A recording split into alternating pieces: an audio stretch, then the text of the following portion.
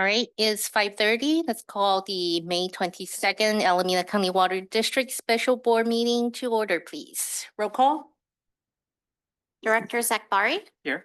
Gunther, Here. Sethy, Here. Weed, Here. and Huang. Here, before we do a salute to the flag, General Manager Stevenson, do you have any housekeeping remarks? Sure. Yeah, I'd be happy to welcome everybody to our special board meeting this evening. My name is Ed Stevenson and I serve as the district's general manager. Members of the public may participate in this board meeting in person or remotely by either using the Zoom application or by telephone. Any member of the public participating in person may approach the speaker's podium at the appropriate time. For those participating remotely, note that the meeting agenda, staff report and presentation materials, they're all available on the district's website at acwd.org. You may reference the instructions at the top of the agenda for how to participate using the controls in the Zoom app or your dial pad if participating by telephone audio. This hybrid board meeting is being recorded and will be made available to the public for future viewing. Again, thank you all for attending. And that completes my housekeeping remarks. Thank you. Director Weed, would you do the honor in leading us to the salute to the flag, please? Allegiance. I pledge allegiance. Flag. United States.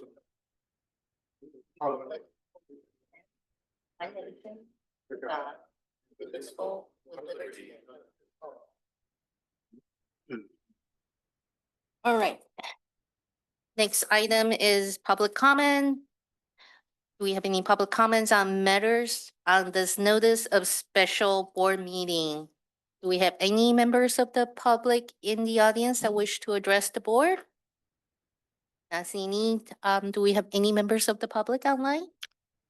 No, seeing none. Then let's move on to the next item, which is the consent calendar. I think we only have item 4.1 today.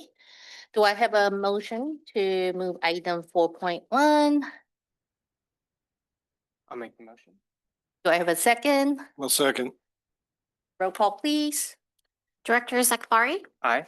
Gunther, Aye. Sethy, Aye. Weed, Aye. and Huang. Aye. So next item is item 5, which is public hearing on the status of vacancies and recruitment and retention efforts. Do we have any introduction by the general manager? If not, I could go into my script. Well, this, if this looks like a new and improved item to you, well, that's because it is. It's new to all of us public agencies. It flows from AB 2561 from our statutes of 2024.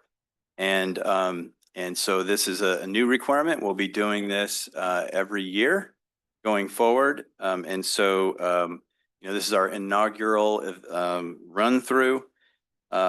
This is a public hearing that includes presentations by staff of certain information and also an opportunity for our represented employee groups to participate and present. As it stands right now, I don't believe we'll have those represented groups present or presenting, but certainly they've been invited to participate. So I guess with that, I'll first turn it over to Mr. Wunderlich, our Director of Finance and Administration. Great. Thank you, Mr. Stevenson. Good evening, members of the board, staff, and public. As Mr. Stevenson mentioned, this is a new legal requirement. And I think kind of the underlying intention of this requirement is to get public agencies thinking about it if they have, really significantly high vacancy rates and what they can do to try to address that. As we get through the presentation, fortunately, you'll see that, I think our vacancy rates are rather manageable and well below the thresholds for additional actions set by AB 2561. Also, while this is a public hearing, there are no actions being recommended or proposed to the board on this item. So this is really just an informational public hearing this evening. And with that introduction, I think I'm assuming Board President, you probably have a script to go through in terms of a public hearing. So I'll turn it back to you. And as we get to the staff presentation, I think we can turn it directly over to Amy Reeve, our HR and Risk Manager, who's here to lead the presentation. All right, thank you. On behalf of the Board of Directors, I'd like to welcome the public and your participation in this evening's public hearing. This public hearing will be reviewed and consider matters related to Assembly Bill 2561 or AB 2561, specifically regarding vacancy reporting requirements for public agencies. Thank you for attending, whether in person, online, or by phone. Now I'd like to review the ground rules for the hearing. 1. Process. I will open the public hearing and ACWD staff will make a brief presentation. Represented employee groups have also been invited to attend and make comments. They will be invited to make their presentation following the staff presentation. Upon conclusion of the presentations, the board and ACWD staff will receive public comments. The board and staff will receive all comments without responding.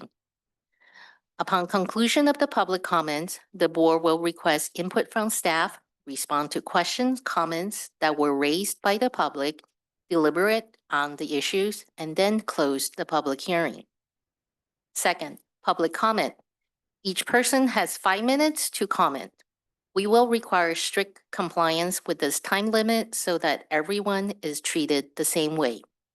Again, staff will provide you with a 15-second advance warning and will let you know when time is up. Third, speaker requests. Since this hearing is being conducted both in person and online and by teleconference, persons who wish to make public comments can indicate so verbally and by raising your hand in Zoom when we open the public comment portion of the hearing. For those participating in person, there are speaker cards in the back of the boardroom. If you haven't already done so, please submit a speaker card to the district secretary. Completing a speaker card is voluntary.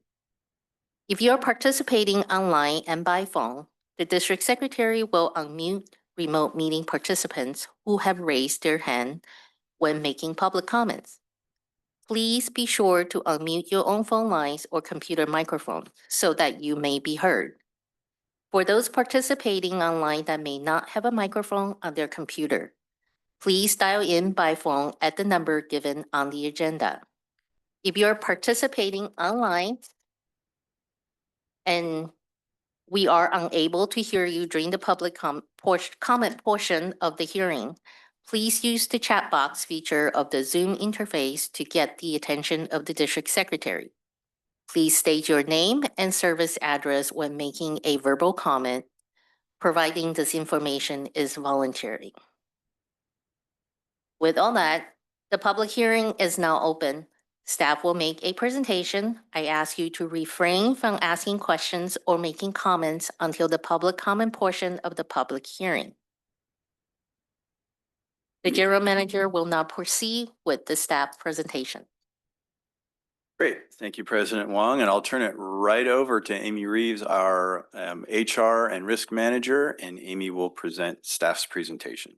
Can I ask a quick question? Sure. I can bring up my agenda, but I cannot find the presentations for tonight.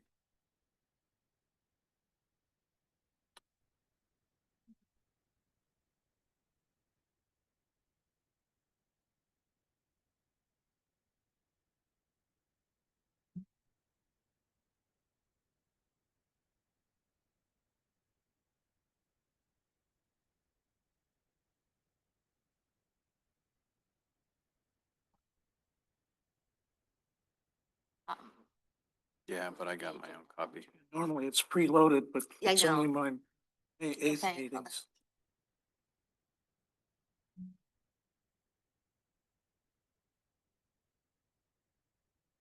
You can do it? Yeah. Yeah, you need to go to the agenda. Yeah. Well, Yeah.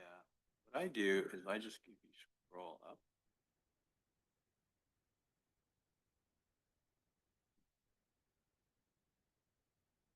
normally I get 3 things preloaded right here. Yeah, so let's double check and see.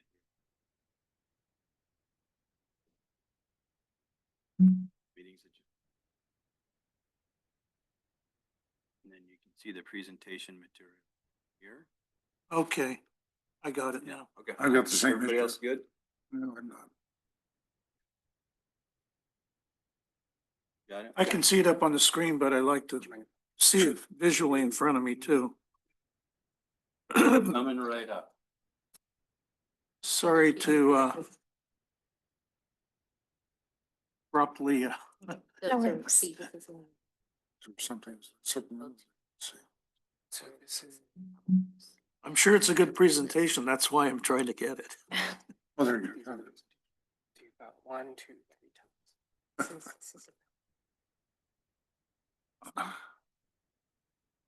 That is it. So we have everything. Are we ready to proceed? Yeah, okay. My apologies. Thank you. Thank you, Madam President and Mr. Stevenson. So tonight's public hearing will be a report pursuant to Assembly Bill 2561, which requires the district to report annually on the status of vacancies and recruitment and retention efforts. To provide some background on this item, effective January 1st, 2025, Assembly Bill 2561 requires public agencies to annually report the status of job vacancies, recruitment efforts, and retention strategies prior to budget adoption. The legislation specifically mandates that if job vacancies within a single bargaining unit meet or exceed 20% of the total number of authorized full-time positions, then this information must be disclosed as part of the annual report.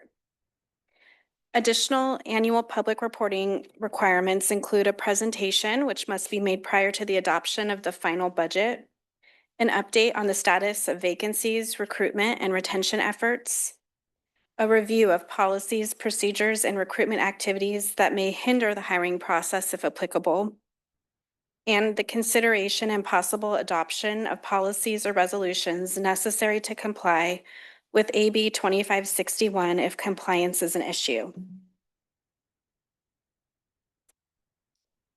In accordance with AB 2561, staff has conducted a comprehensive review of authorized full-time positions across all bargaining units within the district as of May 1st, 2025.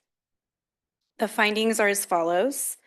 The total number of authorized full-time positions is 242. The total vacant full-time positions are 19, and the overall district vacancy rate is 8.19%. None of the bargaining units have exceeded or met the 20% vacancy threshold. The overall vacancy rate of 8.19% suggests a fairly stable full-time workforce, and the additional reporting requirements do not apply to ACWD. Of the 19 vacancies that we had over the look-back period, 3 were separations for other employers. The other terminations were for retirements, internal promotions, or the district's termination of employment. I got quick question on financing. Recently, the city of Fremont had a clawback of $19.5 million. And they were able to fund it because they had a number of funded positions that were vacant. Are any of these vacancies actually in our budget as funded positions? So all of these positions are funded, So they are funded and they show in our budget correct? as if they were filled, but in fact, they're not. 19 are vacant as of the 1st. And do we have an idea of how much the dollar amount is cumulatively for these 19 positions? You know, I can get that information for you and bring it back. I don't have that currently. Strikes me as somewhat of a hidden reserve, the way the Fremont used it. Thank you. Yes. So if I could add some additional information, we budget a generic 3% vacancy factor district-wide. And we do that to try to recognize some of the savings that we expect to happen because we know it's not practical for every position to always be filled. But we also know 3% is pretty conservative and it's hard for any organization to maintain a vacancy rate that low. For example, when I worked for the state, we assumed 5% vacancies, and even that was, a pretty low number. That'd be helpful. But here it's apparently we're carrying money in the budget for each of these positions or not? So we assume a 3% vacancy rate. So across the district, a 3% vacancy rate adds up to about 7 to 7.5 positions. So we always assume that we've got about a little over 7 positions vacant. Currently, we have 19, so I would say 12 of them are funded and 7 of them aren't. Thank you. So we are not stashing away money under positions that are vacant in order to sort of ensure that there's extra money somewhere. That's not how we roll. So we're not using it as hidden reserve. We're not using it as a hidden reserve. Thank you. Okay, recruitment and retention remain a top priority for the district. During the current fiscal year, Human Resources has implemented and/or maintained the following strategies. Recruitment initiatives include streamlining job posting and application review processes, launching and promoting a new branding campaign with professional recruitment brochures and a corresponding social media outreach, expanding outreach through industry-specific job boards and professional associations, and partnering with local educational institutions for pipeline development. The district is committed to fostering a highly engaged and satisfied workforce, recognizing that employee well-being and fulfillment are key drivers of our exceptional retention rates. Our retention strategies include conducting employee engagement surveys and follow-up actions to increase engagement, providing employee development and training programs and opportunities such as the leadership skills and universal skills training programs, implementing new engagement efforts, including a community engagement board and an employee input program, continuing prioritization of a competitive compensation and benefits package, and continuing to offer work-life balance initiatives, including an alternative work schedule and work from home opportunities for some positions. Current retention strategies are supported by having 92.15% of filled positions, which are currently staffed as of 5/1/2025.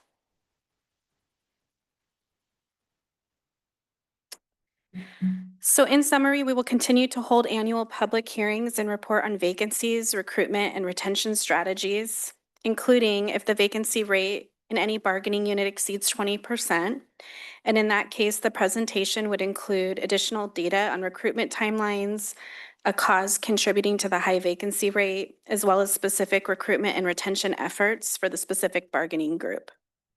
We will continue to review district policies and procedures to identify issues in ACWD's hiring practices. And if needed, we will propose and consider the adoption of policies to ensure ongoing compliance. The current recruitment and retention outlook at the district is positive, so revised policies are not currently recommended, but will continue to be evaluated in future years.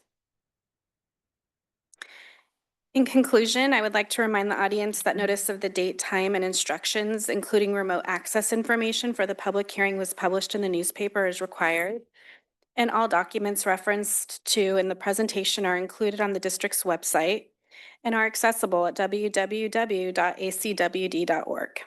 Tonight's hearing is being held in person and virtually, and all interested parties may be heard in relation to the district's vacancy report, recruitment and retention efforts, or the board's comments. Both labor organizations representing district employees were notified in advance of the public hearing and had the opportunity to provide comments or give a short presentation. Prior to the beginning of tonight's board meeting, the district did not receive any comments on the vacancy report. This report is informational only and complies with AB 2561's annual reporting requirement.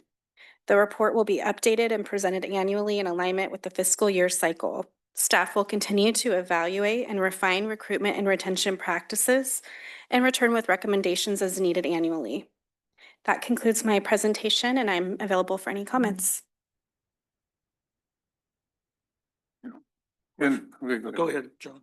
In our financial reporting, I did not recall seeing a line item for a fund or based on vacancies, even the 3%, and that identified in our financial statements. So maybe when we have our next finance committee meeting, be an opportunity to discuss that. I believe I'm looking at Mr. Coran. I believe that will be identified in one of the slides in this evening's presentation. So that's factored into the amount that is included in the budget proposal.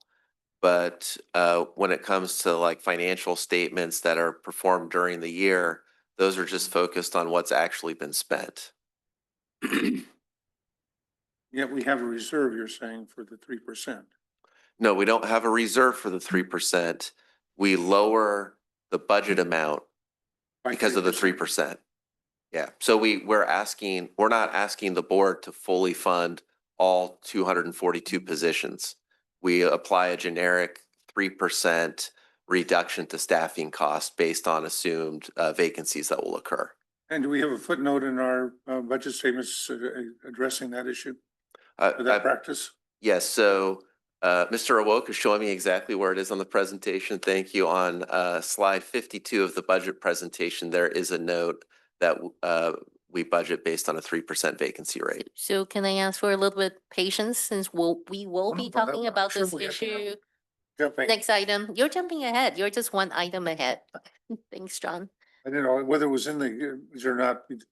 We can address this when we do the financials, Yes. the finance committee. Thank you. Director Sethy? Yeah, Amy, I just have one question. Is it a requirement of the law that if the represented employee organizations do comment, that goes on the public record? I believe that's correct. I mean, that is the case for 20% vacancy, but Mr. Miyake? Yeah, so the law does allow, and our staff did that, to provide information and notice to the represented groups that they were going to have this hearing and they can come and present. And if they present, it would be part of this public record. And additional information is needed if there's 20% or more vacancies, and that's not the case here tonight. So how far ahead of today's date were the employees exposed to the information that's going to be presented? At the beginning of the year, when we learned of the new legislation and the bill, we provided information to both unions and let them know that we intended to comply with the new provisions of AB 2561. And then as soon as we did the public notice, I forwarded that notice to both unions. And then there was a reminder sent last week as well, inviting them to attend if they desired. Okay. I'm just going to express my desire Sure. in the future that even if we're below the 20% levels, that if there are comments made by any of the represented groups, that it be presented to the board. That we have that input. Is that a Great. fair request? Absolutely, yes. Director Akbari? And just for clarification, regardless of whether we're at the 20% or less, the unions have an opportunity to make a presentation to provide comments, and those would be included in the record, regardless of the percentage of vacancies. If it's a written submittal, is that still on the public record? Yes. Okay. Because it would be presented to the board as part of the public hearing. Amy, just a couple of questions. Sure. On slide 3, you called out MCP as a bargaining unit. I was curious for AB 2561 compliance. Do they count against that 20% threshold as well, or are you using that just as a comparator? We're just using that as a comparator because MCP staff are not represented. So really we're focused on OE3 and OA units, but I thought it was helpful to illustrate it on the chart so we get kind of the larger picture. Yeah, I just wanted to clarify that, but that makes sense. Just one more question. I was curious on the recruitment efforts. Can you speak kind of at a high level to what channels are best at actually reaching folks that end up applying to our jobs and being successful at landing a job here? Sure, I think it depends on the position that we're recruiting for, but we typically do a wide range of outreach. Depending on the position, we'll reach out to professional organizations, affinity groups. We do outreach typically with government jobs on our website. That's automatic. We also have been working to enhance our outreach on social media platforms like LinkedIn. So we regularly do outreach on LinkedIn, Facebook, X, and try and attract just a wide pool of candidates. Depending on the position, we may also use get the assistance of a recruitment firm to try and engage with highly qualified candidates. We done? Yeah, So I'm thinking of something else. Recently, you presented in our board packet, the last board meeting, I think there were like with a certain number of recruitments that were filled, we filled like 8. I'm just guessing at the number, but we had over like 1,100 applicants or something. That tells me we're going out to a very wide field. And it's actually kind of surprising that you have that many applicants to sort through. We do typically get a great response at ACWD. I think people still see us as a premier place to work, which is great. There are some more highly skilled positions where we have the same challenges as other employers, and we maybe need to try a little bit harder to market ourselves to the best candidates. But overall, we're getting good response. Here's a suggestion for the future. Since every agency has to report in the same way now, we might want to do a comparison, benchmark against other water agencies, sanitary districts next year, because they will all have these same documents publicly available and easily accessible. That's a good idea. Thank you. yeah, I was just gonna kind of double down on that point. I think Director Sethy hit the nail on the head, because I know we have had a few roles that have been a little bit more challenging to recruit for. Now we'll have an additional resource where we can learn from some of the other agencies on how they're Definitely. tackling that problem. So, That's great. thank you. The question, is there not a wide variance between the number of applicants depending on the type of position? I think our community outreach services would have an extraordinary number of applicants, where engineering or water treatment operators would be far more limited. That's true, yes. So when we have a position that has minimum qualifications that are accessible to a greater number of people, those are the recruitments where we see large numbers of applicants. When you're talking about a highly skilled position, like one that comes to mind is our chief information systems operator, it was more challenging to get qualified candidates for that position because of the technical depth of knowledge and the requirements for the position. Our growth really has been in the conservation water efficiency area, has it not? I'm sorry, can you The repeat? additional personnel we've been bringing on board have been primarily in the water efficiency area. That's one area. Yes, it's true. Thank you. I would actually say, it depends on the time frame that you're looking at, but I'd say we've had more growth in project engineering and project engineers than other areas of the Okay. district. I just got one comment that I'm glad the MCP is here in the listing, even though it's not a requirement. This is an area that I think we could fall behind. And we don't want to. That would be, I think, really bad if we did. So I'm glad it's there. Thank you. It looks Thank good. you. Numbers look pretty decent. Thank you. Great, thanks.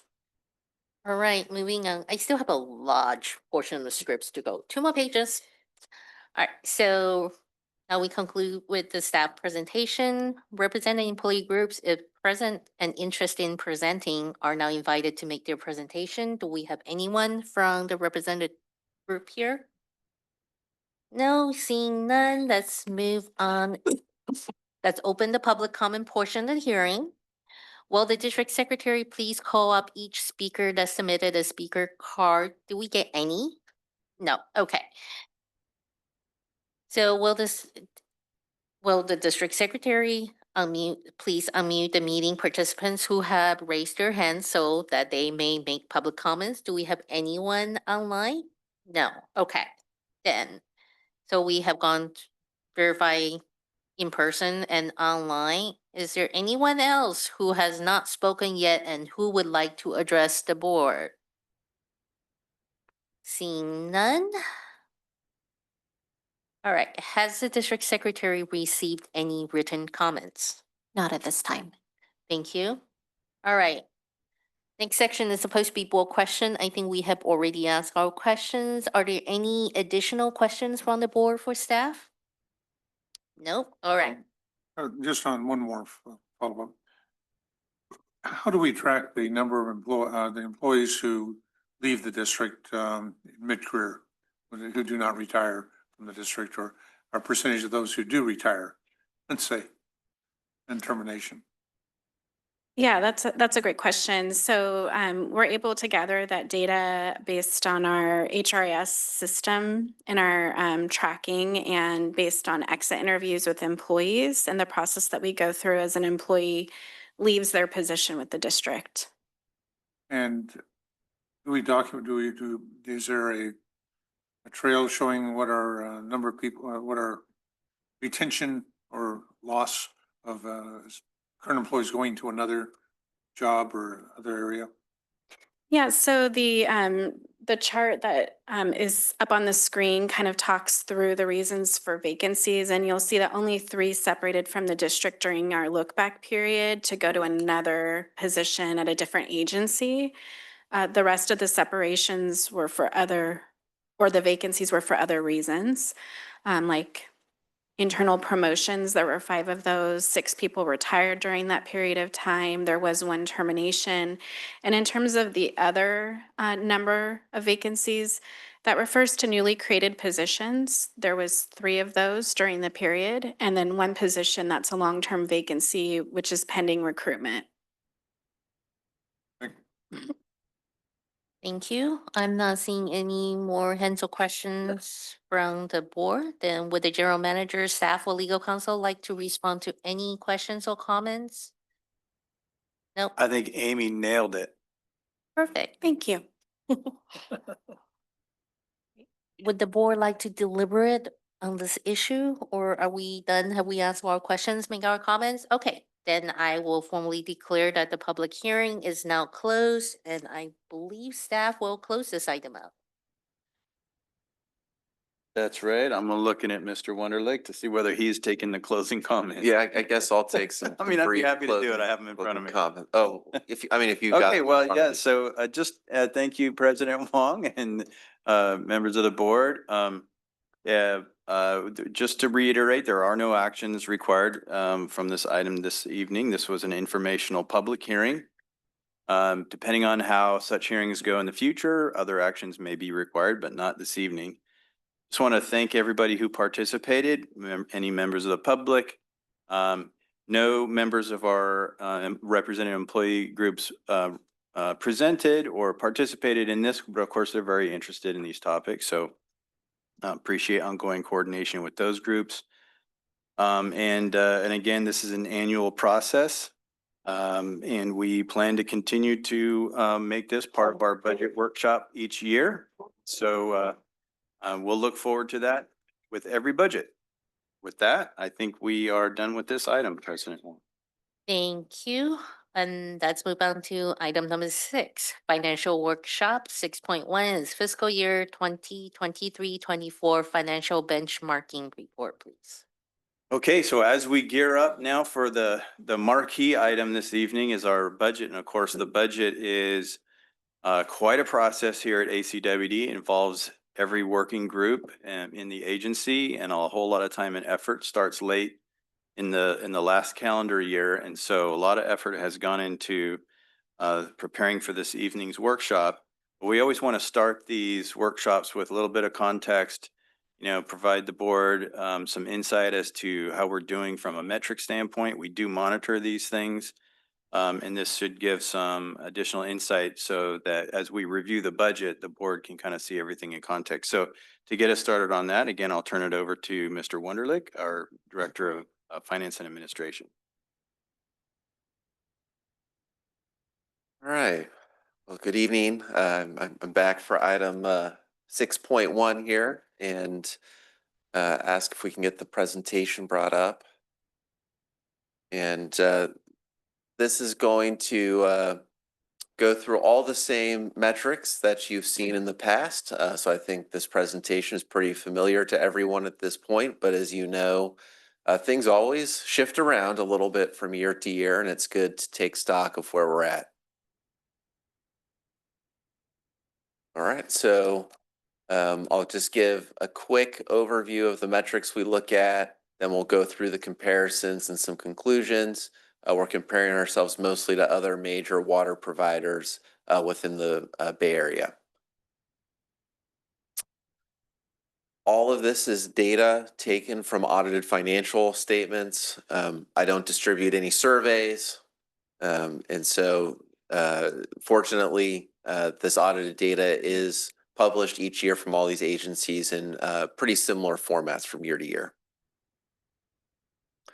And the metrics, we'll hit a few metrics pertaining to operational factors. There will be some that are more focused on finances, and then lastly, a couple that are more about kind of what the customer experiences in terms of what they're paying in their water rates. So one of the metrics is cost of water service. That's dollars per HCF. And this is based on total cash payments during the fiscal year. And some of the benefits of that are, you know, some agencies maybe lean more heavily on property taxes or on developer fees or those types of things. And so their water rates may be a little lower because of that, but it doesn't mean that they're more efficient or having less of a financial burden on the community. Next one, liabilities divided by operating revenue. This is taking a look at the total long-term liabilities divided by the annual operating revenue. And this really gives a good picture of the ability of an agency to operate in a more financially nimble or flexible manner. You know, can they take on debt without really, you know, kind of restricting themselves financially? And then the monthly bill comparisons are based on 8 HCF of consumption per month, which is typical for our residential customers. And it's based on the bill at June 30, 2024. We tend to be on a slightly different cycle than most agencies with our rate increases. Most of these agencies do a July 1st increase. And so what you're looking at is our March 1, 2024 increase back against their July 1st, 2023 increase, right? So there's a little bit of a timing mismatch, but we do still compare pretty favorably on this metric. All right, so we'll get into some of the comparisons. Cost of water service. On this one, we are just above the median, and the growth here for us is really driven by the fact that in 23-24, we had about a $23 million increase compared to the prior year in our cash payments for capital projects. And so it's really about a significant investment in our infrastructure. The agency you see here in A, that's quite high. They also had a significant, much higher than usual cash payments for infrastructure projects. And that was also what was leading their increase. Connections per employee, we continue to be pretty efficient in terms of our overall staffing level relative to the number of customers we serve. Operating revenue per employee, again, we're just below the median on this factor. Again, we're pretty efficient in terms of the number of connections per employee, but compared to certain other agencies, perhaps we don't have the same volume of really large institutional or wholesale connections or those types of things. And then the flip side of that, though, is that our cost per connection does tend to be down. And so we are below the median here in our operating cost per customer. Debt coverage ratio is an area where we continue to be very strong compared to most of these other agencies.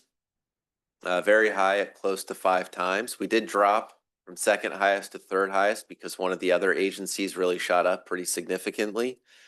I will say I was on a panel at Aqua talking about financial planning with representatives from East Bay Mud and SFPUC. They felt the fact that I had a slide that highlighted our close to 5x coverage ratio is just kind of showing off. So, we continue to be very strong on this metric. Mind if I jump in with a question? No problem.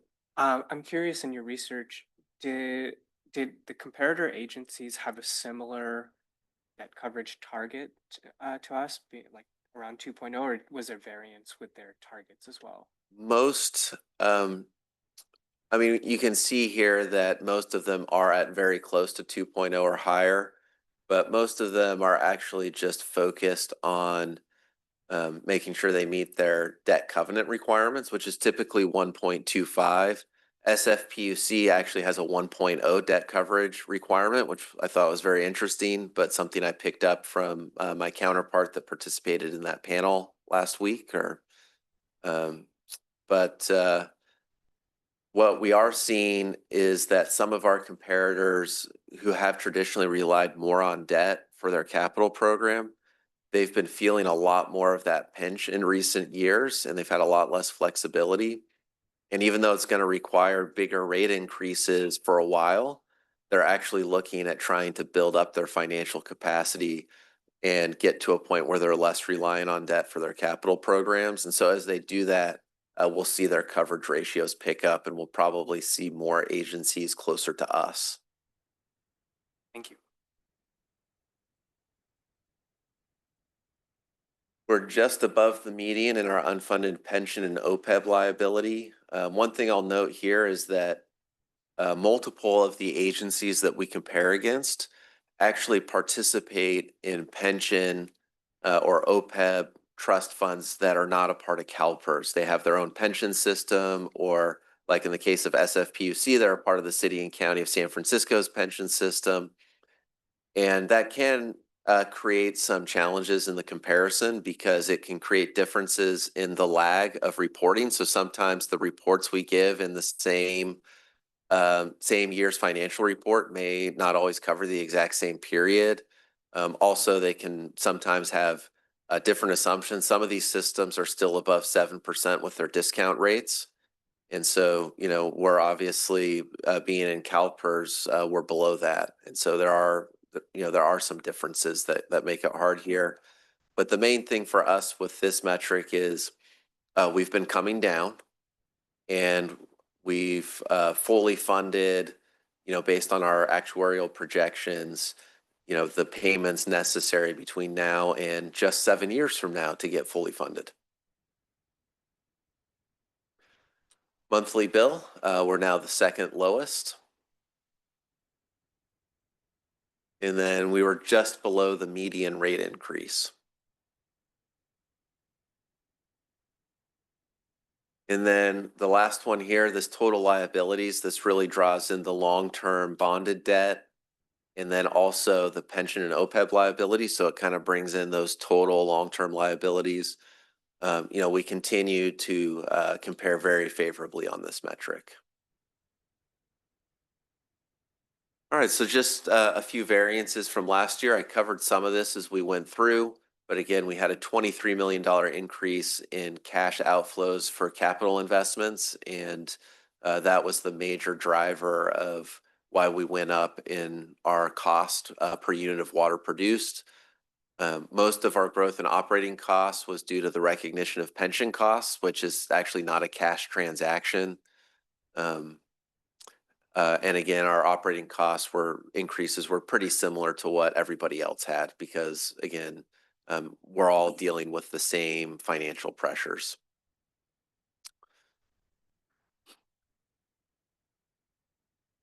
I guess coming down to monthly bill is the next one to highlight. We're now about $5 per month below the median. That's a $3 improvement from last year because we're seeing a lot of the agencies that were close to us gathered around the median. They're experiencing higher rate increases. And then I decided to kind of do a little historical look back against the first year I presented this to the board. And back then we were $4.31 higher than the median.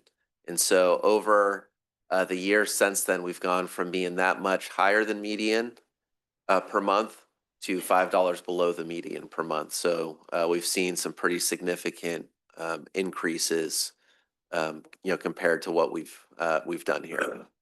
Well, I would add to that. I think I just communicated with you and the general manager that the city of Pleasanton, with our old friend Sanjay Gore, dropped tiered rates and significantly increased the cost of water, including for what would be the equivalent of our Help on Tap program, where they're seeing the most expensive increases in their water rates.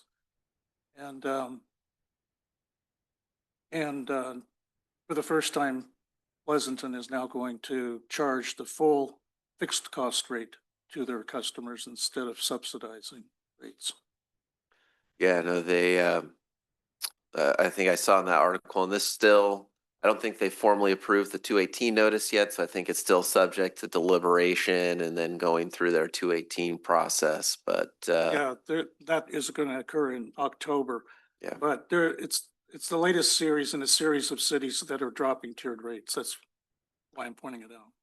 yeah, definitely a lot of difficult discussions happening with a lot of these providers, and we are the fourth lowest against the 30 Bay Area utilities that we do when we do our full comparison.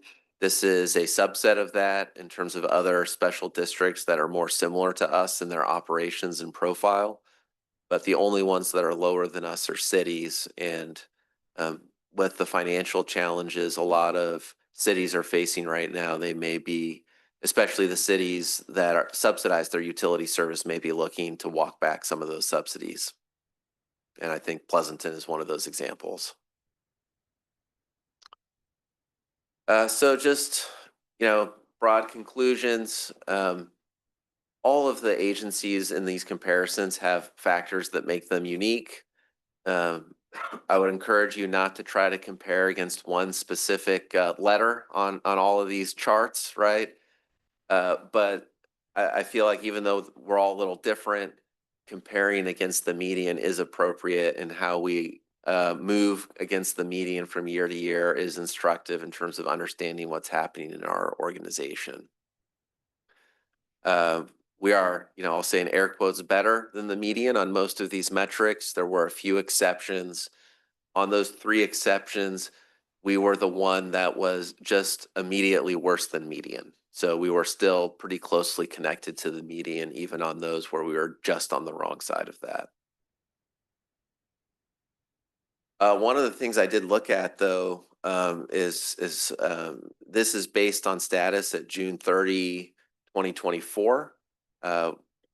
Since then, we've gone through a rate setting process, and we've made some changes in terms of how we plan to finance our capital. And based on that, we're definitely over the next several years going to be moving more toward the median in terms of our overall financial capacity. And so I think as a result of that, in the near term, the next few years, we'll continue to have lower rate increases than most other agencies as we use some of that debt capacity. But then I think what we'll find is we maybe get a little further out past the next 5 years is that we probably do have a little less flexibility in terms of what our rate increases will be from year to year. One of the other things I already mentioned is that we already have a really aggressive funding schedule built in for our pension and OPEB liabilities. So that definitely helps us compared to a lot of these agencies, maybe offset some of what I was just talking about with the revenue bonds. And, a lot of these agencies don't have that same level of aggressive funding already programmed in. And then again, I mentioned that some agencies are looking to enhance their financial capacity and use less, take on less debt. Of course, that's very expensive in the short term because you need the cash to cash fund more of your capital program while at the same time you continue to pay all of your debt service. And so we are going to see, probably some of these comparator agencies that get further and further removed from us in terms of their rates as they embark on those efforts. So that concludes the annual benchmarking presentation, and happy to take any additional questions. Questions or comments from the board? Sorry, board. Thank you. No, thank you. No. Okay. I am not seeing any members of the public attending in person. And District Secretary, please confirm that we do not have any members of the public online. No, then I would say we're done with this item. All right, moving on. Next item is item 6.2, review of the proposed fiscal year 2025-26 and fiscal year 2026-27 budget. Okay, now that the juices are all flowing, this is our marquee item. And again, I will turn it over to Mr. Wonderlich. Great, thank you, Mr. Stevenson. This is our annual budget workshop, and I could just ask our presentation to be brought up. And I realize now I took the clicker over there prematurely because I am going to do a few slides.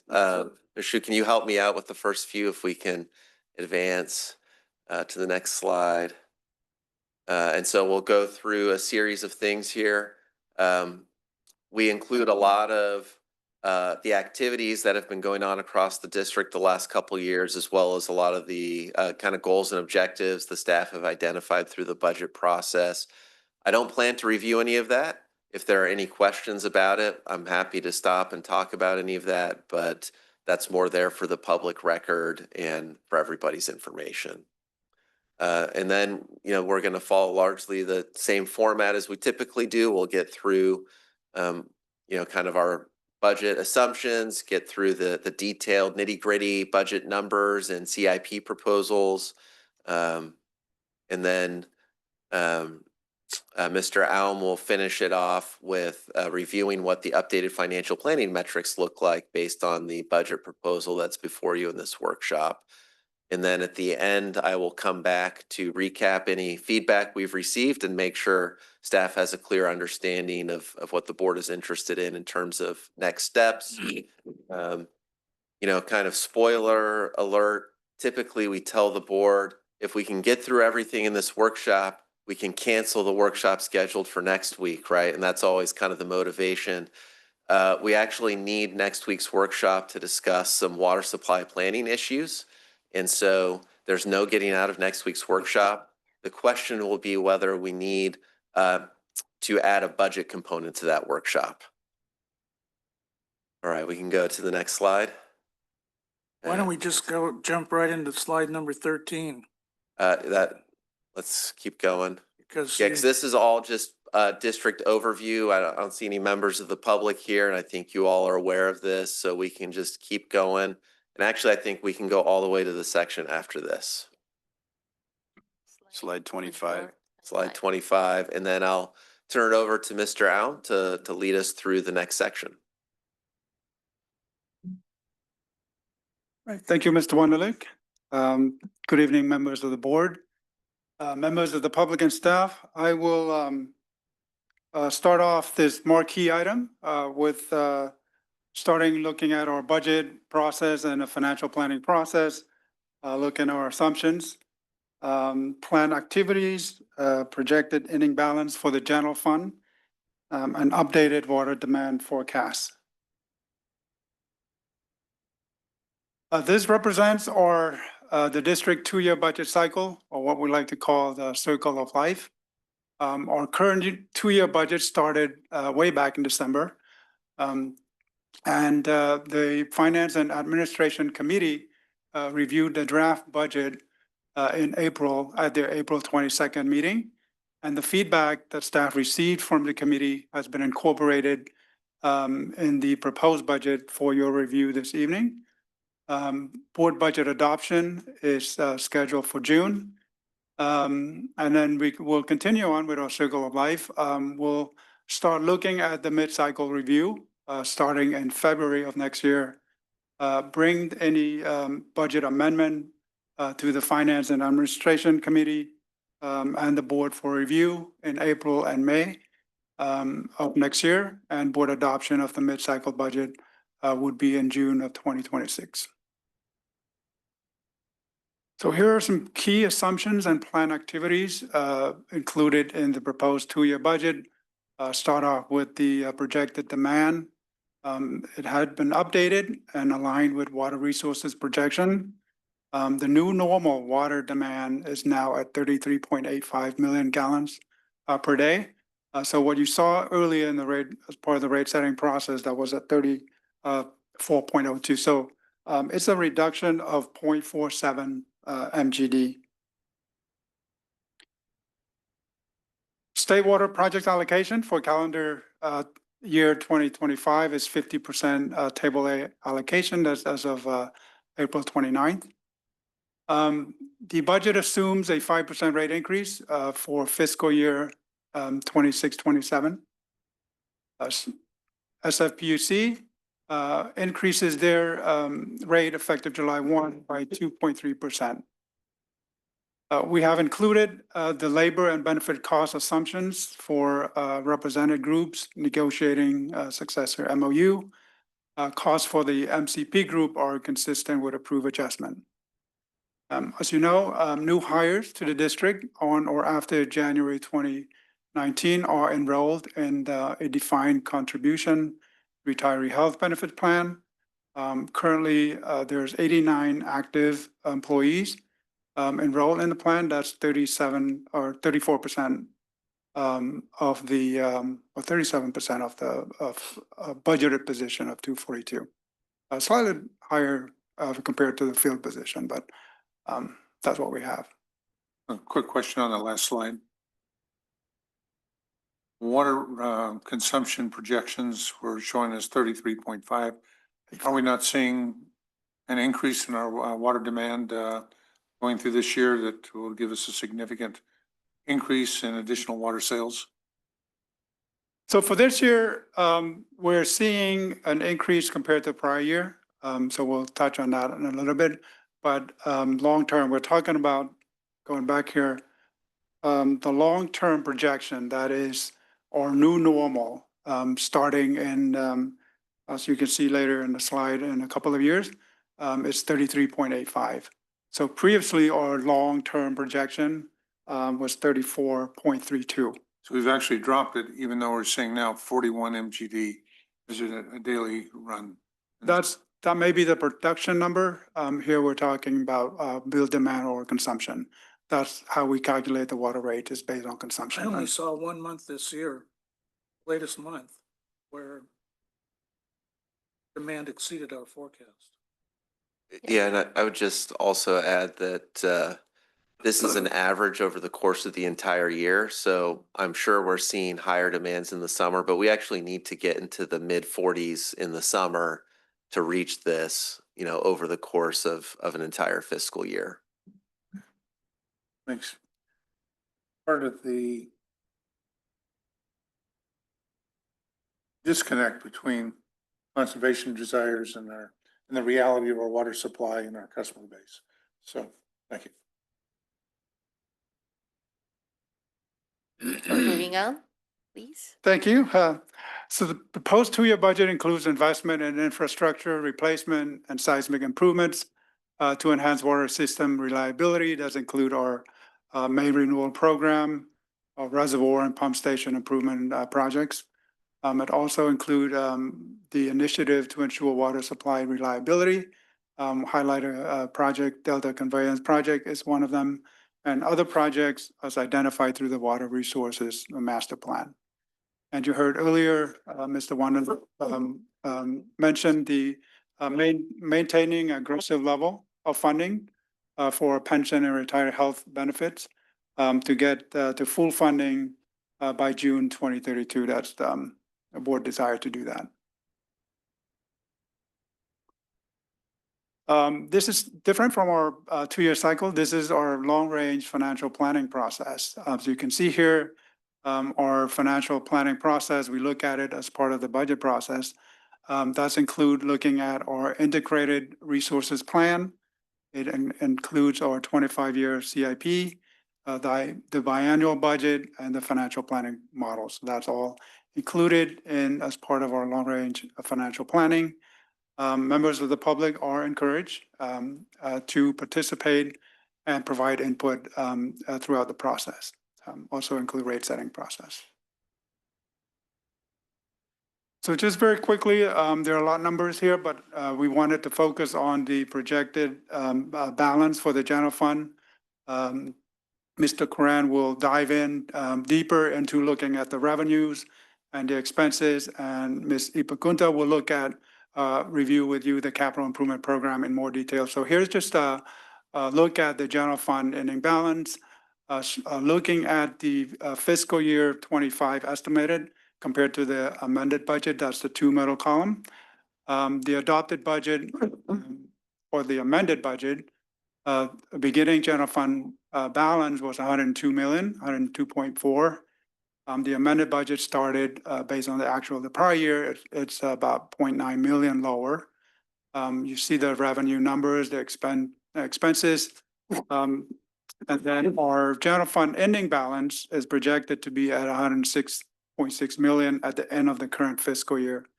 You're looking at the two, after the two proposed budget year, the projected ending balance for the general fund is estimated to be at 88.5 million. So that's going from 106.6 million down to 88.5 million. One item we wanted to point out is the capital financing proceeds. You will notice the amended budget fiscal year 25 shows a 35 million in that proceed from our 2025 revenue bond issuance. And fiscal year 27 shows a $20 million in debt. That's in the form of interim financing. That is our kind of proposed method for financing our capital program is through interim financing. As you will see in the later in the presentation, you will see the multiple years that is incorporated in our financial planning model. Interim financing could be in the form of commercial paper or line of credit.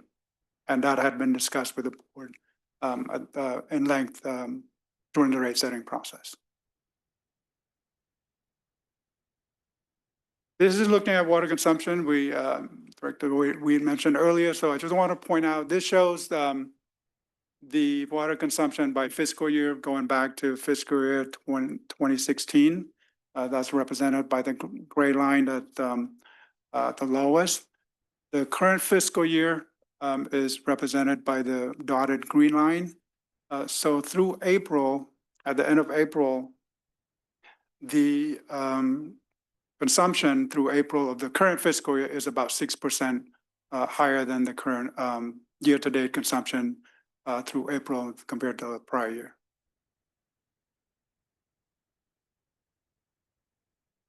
Like I said, that's conclude this part of the presentation. I will pause for any additional questions you may have before I turn it over to Mr. Coran to dive deeper into the budget. Director Sethy? I wonder if we could take a short break before we go into the next section. So why don't we finish the questions for this section and then let's Yeah. take a break? Thank you. Any questions, comments from the board? I'm good. Okay, so Good too. it's what, 6:32? Do you want to come back at 6:45? 10 minutes. 5 minutes is fine for me. Let's make it 6:45. It's a lot easier. So we'll take a short break. We'll be back at 6:45. Currently it's 6:32. Thank you.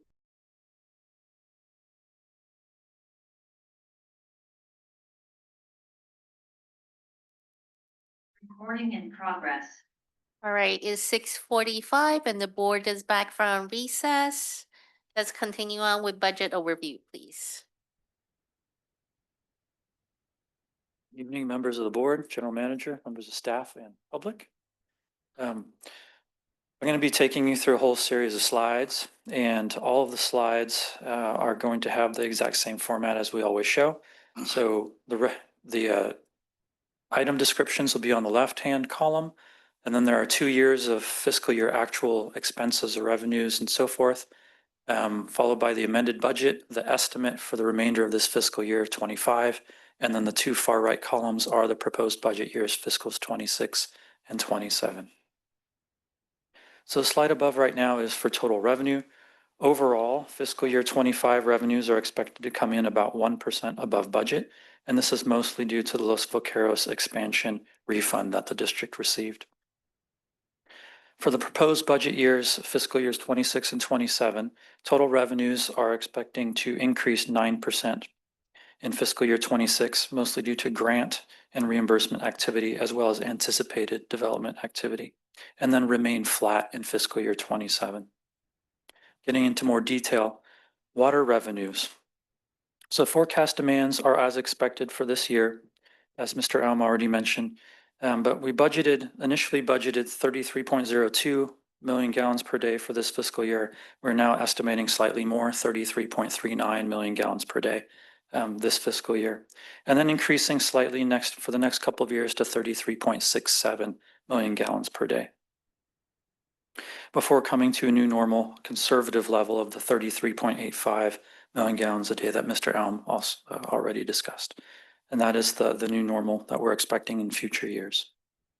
When, in terms of water revenues, we're also programmed in 5% rate increases in fiscal years 27 and 28, and then 4% thereafter. Quick question. Yes. Have we calculated or estimated what, from a regulatory standpoint for our water conservation goals, what our consumption could be and still not violate the regulatory requirements for the state law on conservation? So many gallons per day per customer. Oh, gosh, I don't know. I mean, Yes, that's a good question. we've done that from a compliance standpoint in terms of expected demands and projected demands, and you've seen those in the prior water resources planning workshops. But what we're talking about here is, and as you recall from that analysis, we've got a few years before the regulation is going to actually constrain our demands. Here, this is our actual projections based upon what we expect our customers to use over these periods. These numbers are not constrained by regulation. Well, I haven't seen the I see two different metrics. Here, the gallons per day, but I haven't seen that in the overall converted. From, we can get that. It's not a It would be problem. of interest. I would consider, and from a purely financial standpoint, one did not want to be involved in all of the other social issues. That would be the lost revenue. Understood. Thank you. Moving on, please, Mr. Corrin. Thank you. Cost of environmental stewardship. All right, in terms of additional other revenues, we have grants. Well, I'll get into more details on the grants in upcoming slides. But overall, district staff continues to work very hard to pursue additional funding opportunities. As you know, groundwater revenue is going to remain flat next year as approved by the board in April. Then property tax for fiscal years 26 and 27, we're expecting them to increase 3.5%. That's based on the latest county data. And then we continue to assume 3.5% in future years. State water contract tax, as you know, is calculated based on the state's statement of charges. When it comes to interest revenue, this is based on the most recent earnings report and forecast from Chandler. We're expecting low earnings in the current environment, 2.2% this year, and then 3% on out. Quick question on groundwater revenue. Is that the net after we've deducted the amount that ACWD, because most of the groundwater costs are are charged to over 95% ACWD. So is this the difference to the private sector, or does that include our money that we're putting back into the system? I see this as the gross total groundwater revenue that the district receives. Right, so the Not amount net we of receive anything. from third parties. Not Right. the amount, no, not the net amount that we get from third parties. So on that line, then I'm gonna say $600,000 is really ACWD paying into the system. No.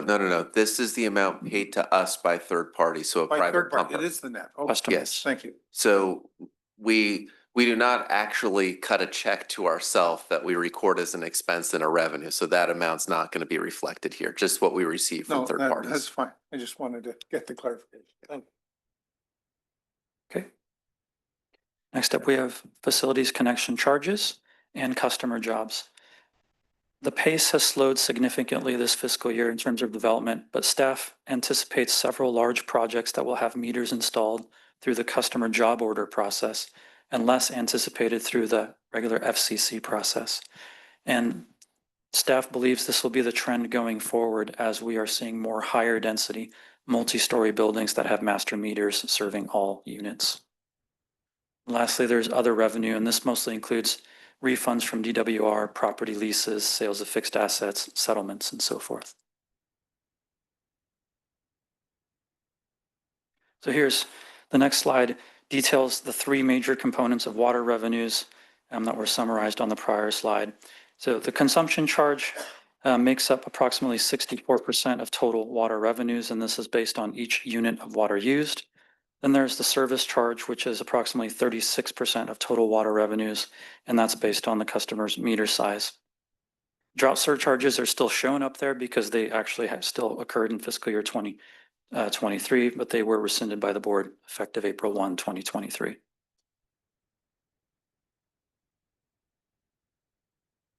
So since the district can't control the weather or customer behavior, we wanted to show a comparison of the budgeted versus actual water revenues over the last 10 years. So budgeted revenue over the last 10 years was $1.1 billion. Actual revenue over that time is $1.09 billion. So actuals have been within 1% of the budget. Over 10 years, estimates have been higher by a total of $9.7 million, which amounts to about $1 million per year, or 1% of the budget. So it's about a 99% accuracy rate. Here's the graphic version of the previous table that illustrated overall expected revenue changes over the budget period based on the most recent assumptions already discussed. We'll see the combination of rate changes approved by the board, along with development activity, expected grants, etc.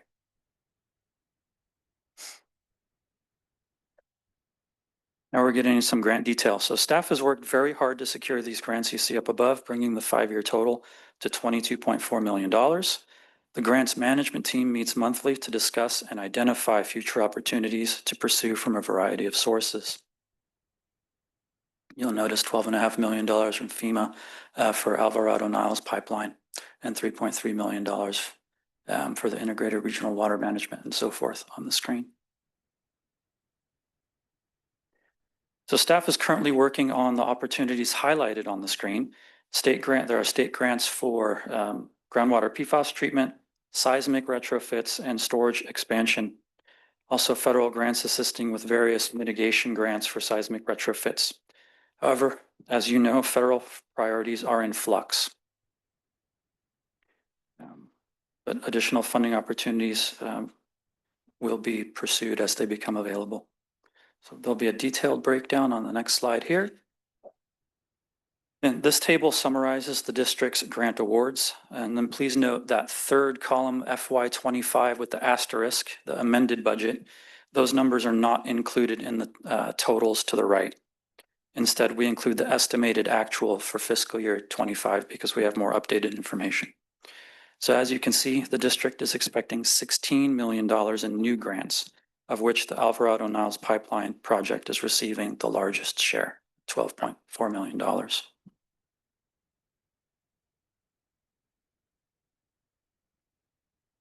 So next up are total expenses for all funds. So they're estimated about $2 million above budget in fiscal year 25, and this is mostly as a result of shifted capital project schedules for Driscoll Road main renewals, as you've heard many times over the last few months. So staff is monitoring closely, and we may not request the board approve a reserve appropriation. The current year includes actual vacancy savings, while budget years are based on full staffing and with a budgeted 3% vacancy factor. Comparing fiscal year 25 estimated budgets with the proposed budgets for fiscal years 26 and 27. Operating budget changes, I'm going to focus on 6 major components. So O&M, source of supply costs specifically are driven by the cost of purchased water, which we'll detail in a few slides. But overall, purchased water costs are projected to be lower for the next 2 years because the ion exchange facility is online, thus reducing SFPUC total purchase costs, despite SFPUC escalating unit costs. And there are water treatment. Chemicals were initially estimated to remain relatively flat. However, there have been significantly higher prices due to current market conditions. So the estimate will be updated when we bring the budget back for board consideration in June. We have customer accounts. As you know, the electronic bill pay system is very successful and quite popular with customers. And we have 99% of the payment volume is now electronic. For administrative and general costs, this reflects a combination of factors, including the MCP labor agreement, as well as built-in assumptions for the two union groups, OA and OE3. The entire change of the labor agreements is included here under administrative and general. It has not been spread out amongst the various cost centers, and it is also based on full staffing. And also included are the OPEB and pension advance funding, the more aggressive payments ending before June 2032. So these costs, again, will be more detailed in the upcoming administrative and general slide. When we get to capital projects, you'll notice the expenses peak this year with the acceleration of Driscoll Road. The capital program will be discussed further by our project engineering manager, Ms. Gunther. Lastly, debt service. These are based on current debt schedules, including the new 2025 refunding bonds, which are inclusive of the $35 million of new money.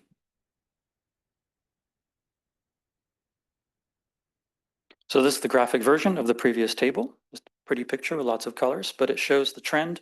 As you can see, fiscal year 25, the amended budget versus the estimated actual. Sorry, the estimated actual is up 1% due to the capital project timing. And then the next fiscal year 26 is up 5%. I'm sorry, not 5%, 1%. Fiscal year 26 is up 1% over fiscal 25. And then fiscal year 27 is expected to be flat.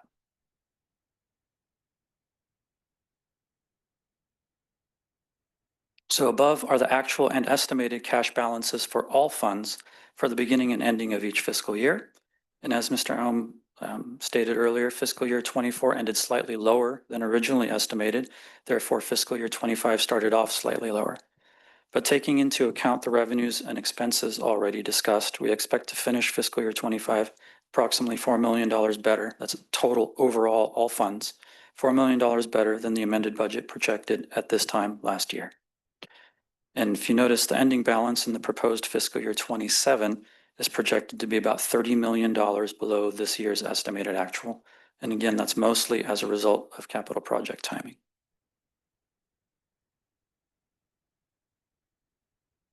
So this next slide shows the district's reserves based on the reserve policy approved by the board last June. Now, the main takeaway here is that reserves meet or exceed the established targets. Our coverage is well above the 200% target.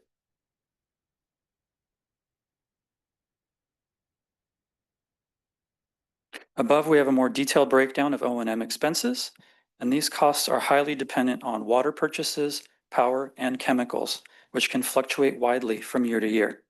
We'll get into these details in later slides, but please notice that the fiscal year 25 estimated actual is trending slightly lower by 1%, and that fiscal year 26 and 27 are slightly higher due to cost increases across most categories.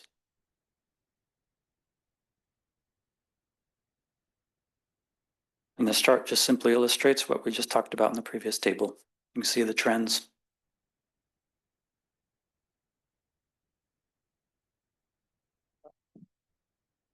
Next up, we have administrative and general expenses.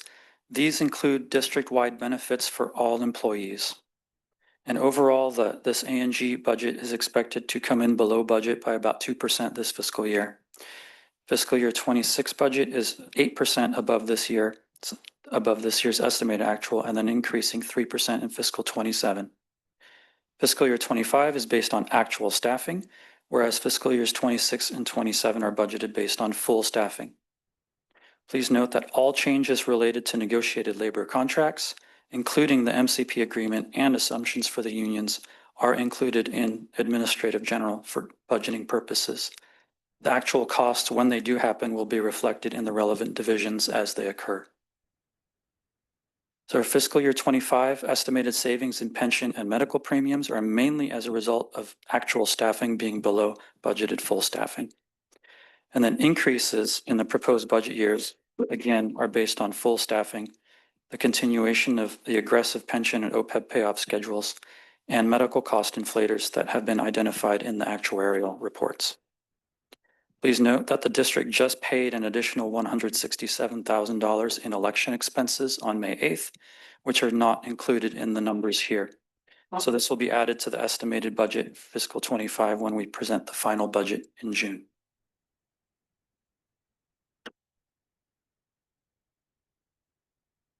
Again, this chart just illustrates what we just talked about. It's with different colors. You'll notice fiscal year 25, the estimated, if you look at that, the middle column, you can see the savings.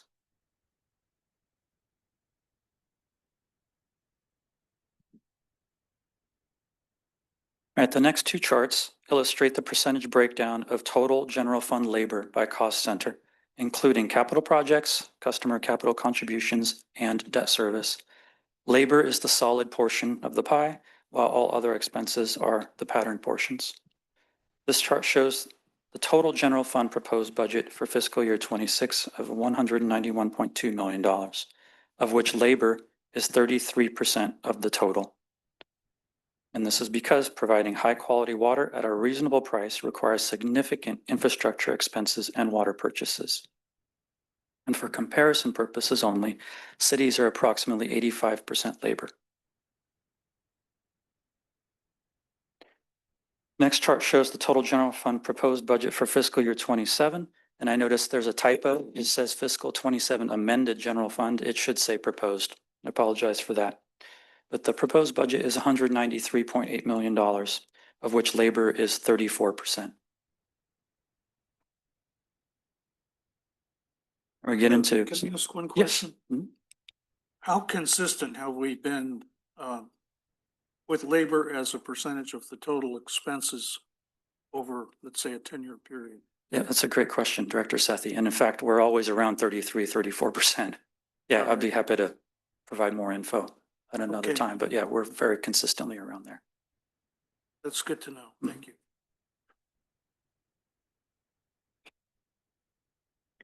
So here we get into the details on labor expenses by cost center. The fiscal year 25 estimated actual is based on actual staffing, as we've said a number of times.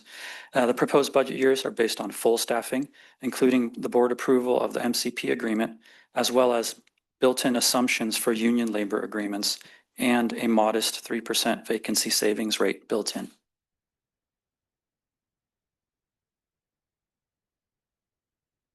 So now employee benefits are summarized above.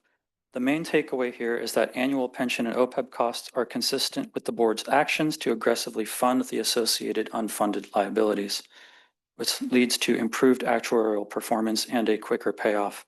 I'll highlight just a few categories here. Pension, the fiscal 25 estimate, again, based on actual staffing costs. Fiscal years 26 and 27 based on full staffing. And medical costs are based on actual activity this year. And then for the proposed budget years, based on full staffing and actual district census data for employees in each plan. And we have OPEB and dental. Again, those numbers, the medical cost increases are based on actuarial assumptions. And in fact, the next OPEB actuarial will be done after the close of this fiscal year at the end of June. So we'll be working on that this coming year. And then again, OPEB and pension advance funding, we are maintaining the aggressive funding to achieve full funding. And staff proposes two staffing changes for the upcoming year. Number one, adding a limited term employee health and safety specialist to strengthen the district's safety and health program and ensure a strong field presence to foster proactive safety measures. This is critical to protect employees and the public. The second position is reclassifying actually Ethan Birch's position to a senior administrative analyst commensurate with his broad range of responsibility and collaboration on strategic district-wide programs and projects.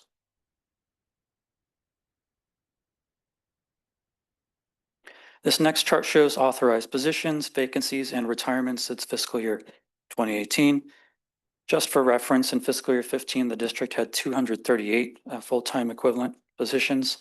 It dropped to 230 and now is at 242, 10 of which are defined term. The proposal is to add one more defined term position, the employee health and safety specialist, starting next fiscal year. And this data shows that we had we had 18 vacancies, now updated. I think I got that number on April 30th. The updated one, May 1st, was 19. So that's the only difference there. But the average over the last 5 years, the district has actually been 18 vacancies over the last 5 years. Now we get into purchase water. So again, overall purchase water costs are projected to be lower for the next 2 years because of the ion exchange facility being online, thus reducing, reliance on SFPUC purchase water purchases. State water project estimates are based on cost projections from the DWR statement of charges. And in recent years, these estimates have exceeded actual costs by approximately $1 to $2 million annually, a trend that may continue going forward. Now we're on to power. So big picture, power is based on two major factors, water demands and PG&E rates. Pumping energy costs are very strongly tied to water demands. In turn, water demands are strongly influenced by the weather. The overall electric consumption is up 2% year to date compared to last year, while electrical costs have actually increased 9%. PG&E has been raising rates every quarter since 2018. And energy needs have increased due to production needs at the desal facility. So for Quick question. Mhm. You've got 4 colors here, but 5 in the bar chart. What is missing? Oh, good catch. The blue. The dark That would be blue, water. dark blue. Yeah, the dark blue. No, that's a really good catch. I didn't even notice. Yeah. Yeah, it's got to be water production. Yeah. Yeah. You've got water treatment. No, you're right. That purchased water? It has to do with water, yes. That's not fair. That is a safe answer at the water district. But I would be happy to get it. I'm sorry. That's a really good point. I missed Yes. They told us at, Went hide it. at Aqua to say and water. that. Mhm. It's true. So I'm making my effort here. Yeah, just based on what's already up I know there, it's water purchase. it's, it's probably gonna be the well fields and desal facility if I had to guess. Yeah. I'm after this section of the presentation, Give I'm me happy to my- run back Give me and a give you bonus the for answer. my check. Yeah, I'm sorry. I missed that when I was putting it together. Okay, so for future years, the budget projections include a 4% PG&E rate increase along with increased demands. Additional energy costs for the PFAS treatment system, which requires a notable increase in pumping energy usage at Blender. And there have been no savings have been included for the clean energy project. Just a side comment, SFPUC and their energy sites made a comment that they were looking for some large customers on the Hetch Hetchy power. And there is a Hetch Hetchy substation at the end of Stevenson. And so. You know what? I'm a little suspect. I'm actually looking at the next slide. I'm sorry. Okay. I'll wait till you get to it. And now the slide, the suspected slide. Here we go. So I'm kind of suspect based on our experience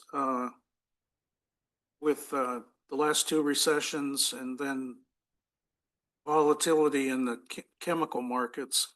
And if we truly do have tariffs imposed, we have a lot of our chemicals that are, at least the base materials, are foreign sourced before they're processed over here. So I wouldn't be surprised if we see another uptick in chemical costs. You are absolutely right, Director Sethy, and that's the point I was going to make. So to chemicals, chemicals we understand are used to treat raw water to drinking standards. But water treatment, chemical prices continue to experience, some uncertainty due to supply chains and tariffs. And so we're actually expecting to bring back a cost increase when we bring the budget to the board in June. I don't have that exact number. It was like You could 2 bring it to something. the operations and water quality meeting first. Be happy to. So yeah, the proposed budget years that you see fiscal year 26 and 27, when we come back in June, we'll actually have updated numbers because we have better estimates on those chemical prices now.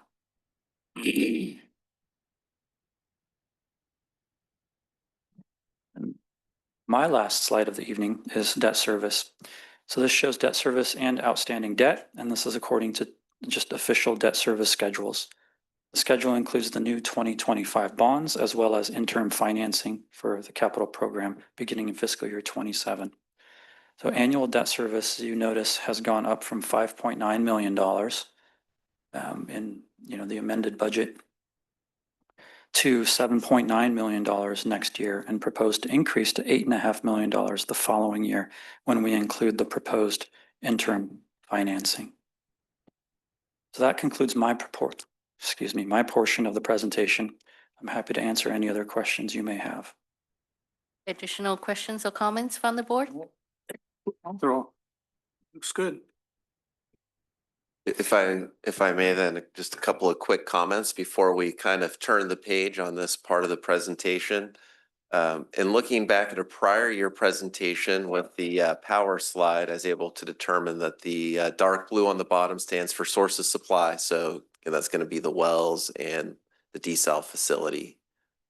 Couple of other things I just wanted to highlight, as Mr. Coran noted as he went through the materials. We're projecting to go about 1.9 million over the authorized budget for this year in terms of our projections. In recent months, we have been trending toward being able to stay within the authorized amount. And so when we develop the budget, it's 7 months of actuals and then 5 months of projections. And so now that we have a few more months of actuals, I feel that we'll be able to stay within that, but still want to just keep that kind of in everybody's consciousness that, if there is maybe a large capital payment or something that happens, we may be back to the board for some sort of approval there, but again, hoping that that won't be needed. And then Mr. Coran noted a $30 million reduction in fund balance over the next 2 years. And while 60% of that is general fund, and that's money that we have that's saved up and planned for capital improvements, and will still be, above our reserve target. 40% of that $30 million decrease is actually a reduction in our facilities improvement fund balance. And so that's something I definitely wanted to highlight for the board this evening, because we're seeing these large investments in our capital program, and a share of that is allocated to those connection charge revenues for growth to fund its share of our capital improvements. But as we've also seen, we're at a period of lesser construction activity in terms of new connections and the timing of the cash flow coming in. And so that's something that we're starting to pay a little more attention to as we're seeing, I'd say during like my first 5-6 years at the district, we had way more revenue coming in than money we were spending, right? And the fund balance there was just going up every year. We're now in a period of time where we're trending in the opposite direction. So that's something we're going to be paying a little more attention to in the coming years. Brief comment. A budget is a planning document. And one area that we did have modest success in was water marketing. I think there's some potential there. And I would encourage us to add a line for that. We did have an experience with some groundwater near Bakersfield that we were able to exchange with made a couple of $1 million on it, as I recall. So it's another opportunity for an enterprise district to, and particularly given our situation, access to several different regional water supplies, and eventually federal, I would hope. We could become a water marketeer. I support that too. I'll add one more note, that Mr. Coran had confirmed your suspicion And Mr. Stevenson, no relation, confirmed Mr. Coran's confirmation of your suspicion that chemical prices are indeed going up, much related to tariffs and so forth. And in fact, at the June board meeting, we do a number of annual procurements at the June board meeting, and you'll see for our chemical procurement for the next contract, you're going to see some much higher prices because those are what, that's the market today. So you'll see that for yourself in June. Let me give a follow-up comment on that. One, and when dealing with commodities, with the exception of water, the larger the quantity, the lower the unit price. And consider looking at building larger chemical storage facilities that we would have control of, or that we have contracts with, that we could park our chemicals in larger quantities. Yeah, we are members of consortiums, big purchasing consortiums having to do with chemicals. So we do get a lot in the way of benefit through volume discounts, but it's still very expensive. Agree. Any other questions or comments for Mr. Coran? No, thank you. Then moving on to the next section, which is capital improvement program. Miss Rekha Bagunta, yeah, good evening, board members. While Rekha is pulling up, yeah, she is a little under the weather, so she'll be broadcasting live on Zoom. And I'll turn it over to Miss Ipagunta. Thank you, Mr. Awok. Good evening. I'm sorry, can you hear me okay? Yep, sound just fine. Okay, thank you. Good evening, members of the board and members of the public. As Mr. Awok mentioned, I'm joining on Zoom today for the safety of everyone in the boardroom as I'm feeling a bit under the weather. Diving into the presentation slides. Next slide, please. Okay, before we dive into the CIP update today, I want to begin with a sincere thank you to the board for your continuous support in investing in capital infrastructure. This slide is a visual representation of tangible results of the authorized budget in the last budget cycle, which is the last 2 years. And from a new PFOS treatment plant, this was non-existent 2 budget cycles ago, but now we have a fully functional PFOS treatment plant. And we also have invested in seismic upgrades to Alameda Reservoir, main renewal projects, and pump station upgrades. These completed projects directly improve our water quality, reliability, and our ability to serve our customers effectively. So with that background, next slide, please. I have a lot of information on the slides, but I intend to go through only key highlights from each slide. So feel free to stop me if you have any questions on the other items on the slides. As a high-level agenda today, I'll provide a comprehensive overview, starting with strategic framework, and review the progress of projects or the progress that we have made in the CIP in the last 2 years, and outline our future outlook, both short-term and long-term. Next slide. So the board is very familiar with this slide. This is our CIP framework, which reinforces the robustness of our process. It takes into account consideration several planning studies that the district has completed in the past. Please note that our 5-year strategic plan and the integrated resources plan are currently under revision, which means the CIP update is intentionally lighter on future initiatives beyond immediate needs. Ultimately, this framework will ensure that our capital investments are strategically aligned with our current operational realities and which is financially responsible as well.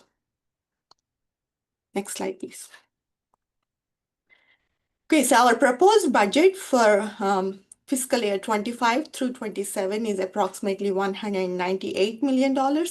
And this has been modeled and confirmed to remain well within the limit of our established financial model. The financial model acts as our fiscal guardrail, giving us the confidence that CIP is financially prudent and responsible.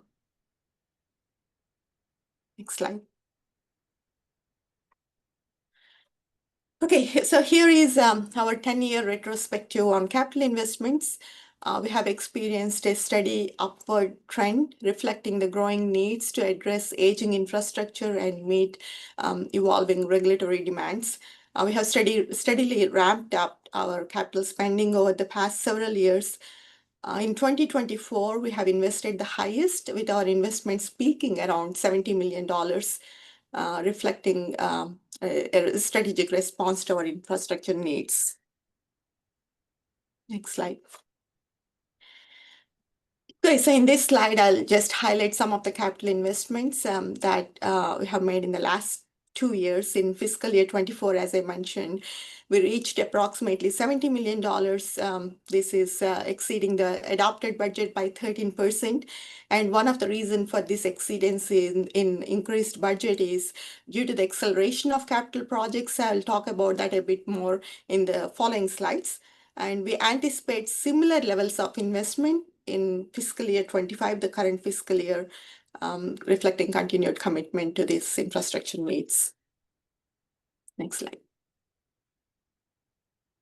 So this is a snapshot of our 5-year expenditures, our actual expenditure in the last 2 years, and our current year estimate, and our forecasted budgets for the next 2 years across various funding sources, as Mr. Kuran explained in the previous slides. Please note that we have identified SCADA, Maury and PT Wellfield communication project as an important project to meet the regulatory requirements for PFAS treatment plants. So we are accelerating that project from fiscal year 28 to 26, which is the next fiscal year, and subsequent adjustments to other projects will be made, and the final changes will be brought to the board for final adoption in June. Next slide. Okay, so here are our capital investments in the last biennium, in the last 2 years. This is a list of projects, key projects that we have completed, where we have invested large dollars from our CIP. From advanced metering infrastructure project to main renewal and to SCADA upgrades, these investments directly enhance our operational efficiency, system reliability, and our overall service delivery. Next slide. I wanted to make a note that we have completed certain projects. We are ahead of schedule, completion on critical projects like advanced metering infrastructure, PFAS treatment plant, and Driscoll main renewal project. And this is a significant acceleration in our infrastructure initiatives. And this is the reason that we have seen 13 to 5% increase in our capital investments in the last 2 years. This was a direct result of ahead of schedule completion of these projects compared to the CIP schedule. And this early completion strategy has also been fiscally prudent for us, directly reducing our exposure to potential inflation and tariff pressures in these key capital projects. Next slide.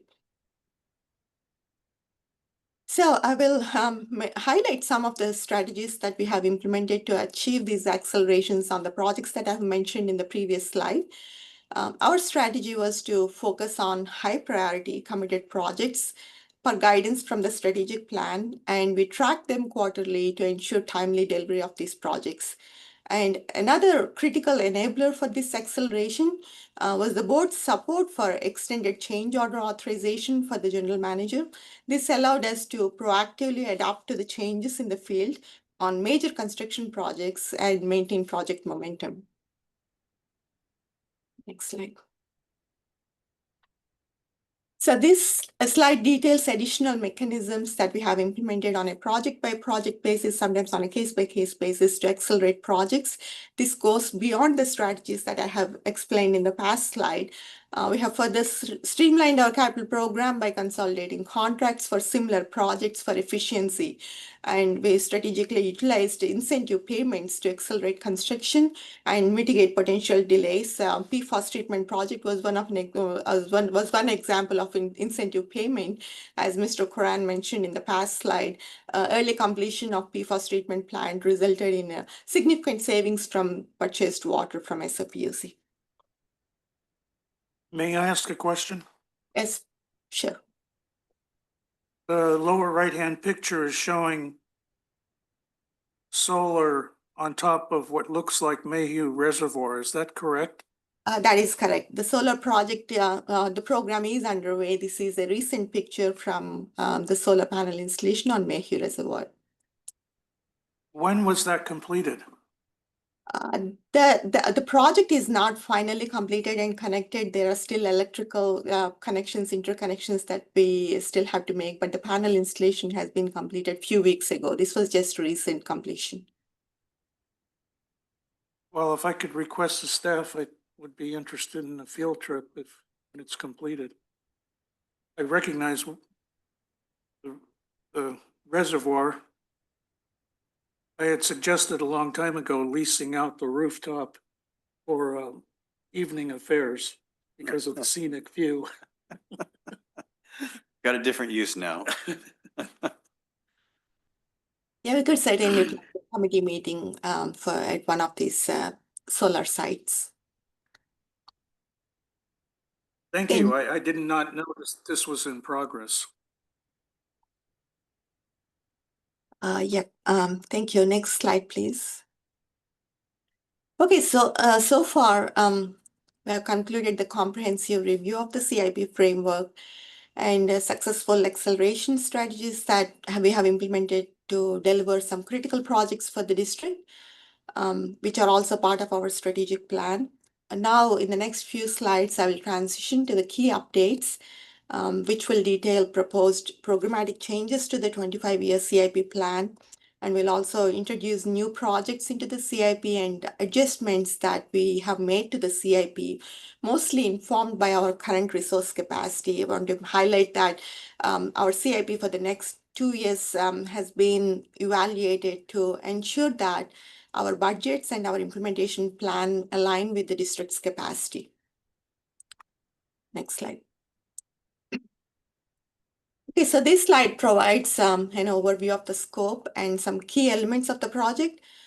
This updated CIP now extends to 2050, encompassing about 270 projects with a total budget of $1.75 billion.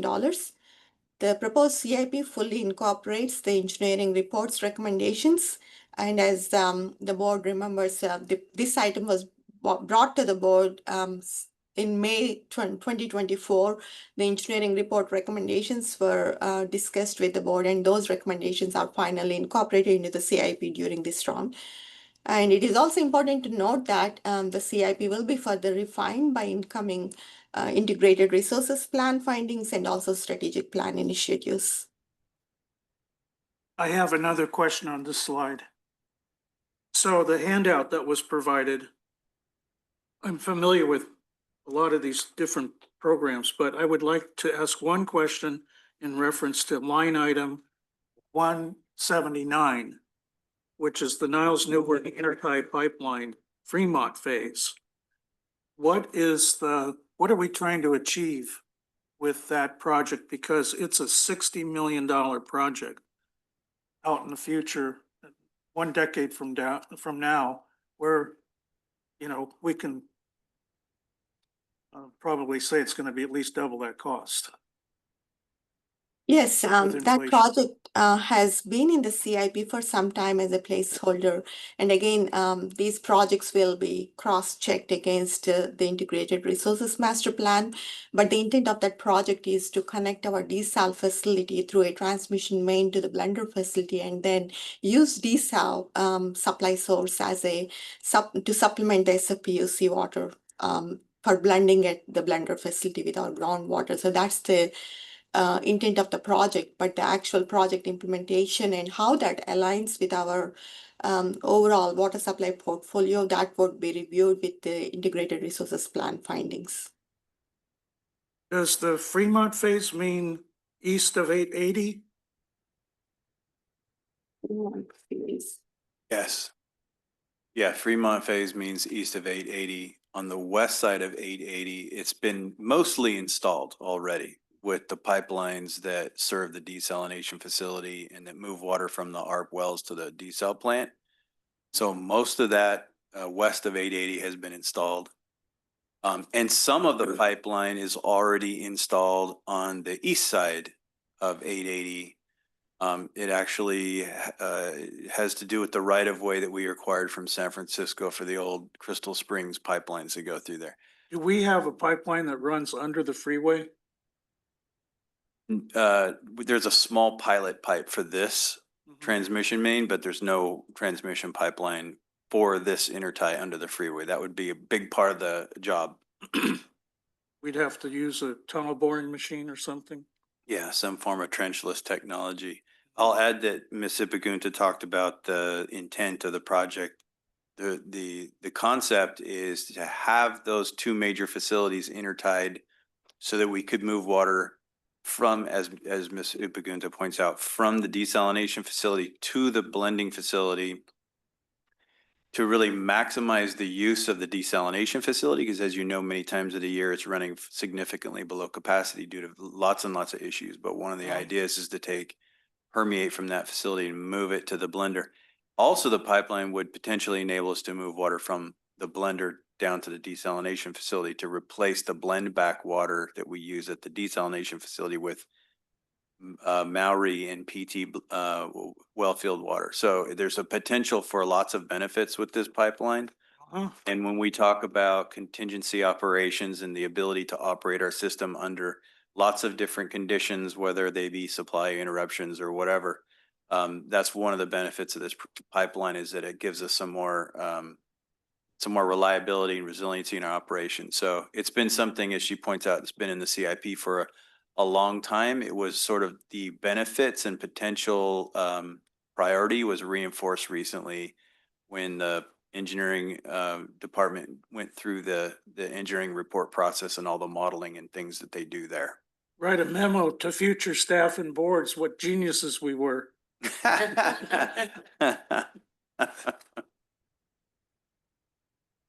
They're going to be the beneficiaries of this.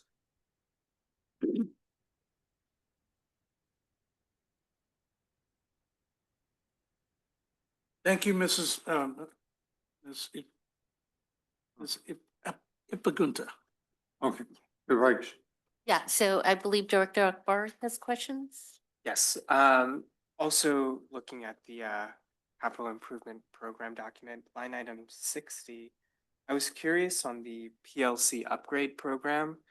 I see that starting, I think it's from 3132, it becomes a recurring expense. So I'm just curious why it's not a recurring expense leading up to that, and then from 3132, why do we need to upgrade the PLCs every single year, it looks like? Oh, the PLC upgrade program, that's a continuous maintenance program. We've been updating a bunch of PLCs every year throughout, and once we complete the first round, we have about 60 plus PLCs. And once we complete the first round, we'll have to get back to the initial one. So that's going to be a continuous PLC upgrade program. However, there is a break in the line item because the plan is shifting back to the desal PLC, which is also consolidated with other improvements to ARP wells and PLC upgrades. So the project was taken out of this programmatic PLC upgrade and then consolidated with other desal improvement projects combined together into a major large project for desal. So that was the break. So the project was taken out of the PLC program, and then once the desal upgrade is completed, we'll come back to the programmatic investments. Thank you. Thank you. Director Weed? Yes, first of all, confirm that when it's on this spreadsheet, it's in red, it's been, you're no longer authorized, it's been removed from our work plan, correct? No, actually, let me clarify that. Thanks for asking that question. The items that are shown on red are the extraordinary expenditure projects, and I have a slide that I will explain what these projects mean. So all the projects that are identified in red are the extraordinary expenditure projects, which are our planning study projects or pilot studies. Those are not actually translated to an asset, but these are initial planning studies that are captured as extraordinary expenditure if the project results in a major asset improvement, then the project will become a capital project. If the study project ends at the study findings, then the project is converted into an operating expenditure. So that's the reason this is the middle of capital versus operating expenditure. So that's why those are identified in a different color code as extraordinary expenditure projects. Just an editorial thought, when I see red, usually that's a negative. So a different color. And then if something in the legend to identify what that means. We have purified water as item number 1. I was hoping that was being dropped entirely, so that remains, but with no money associated, correct? The I mean, study item 1, project is dropped. the red. Yeah, the extraordinary expense line item Yeah. there. Yeah, I mean, it's there because we completed that work. That was the study project that we did on purified water. And so it remains on the CIP until it's cleared from the overall capital program view here. In terms of spending or budgeting money for purified water, yes, that's not in the capital program. There is an item, number 10, alternative, no, not number 10. Number 9, alternative supply treatment facility phase 1. You can see in the out years, there's a significant amount of money in out years. Again, these are placeholder numbers for some form of water production facility that's above and beyond what we have right now.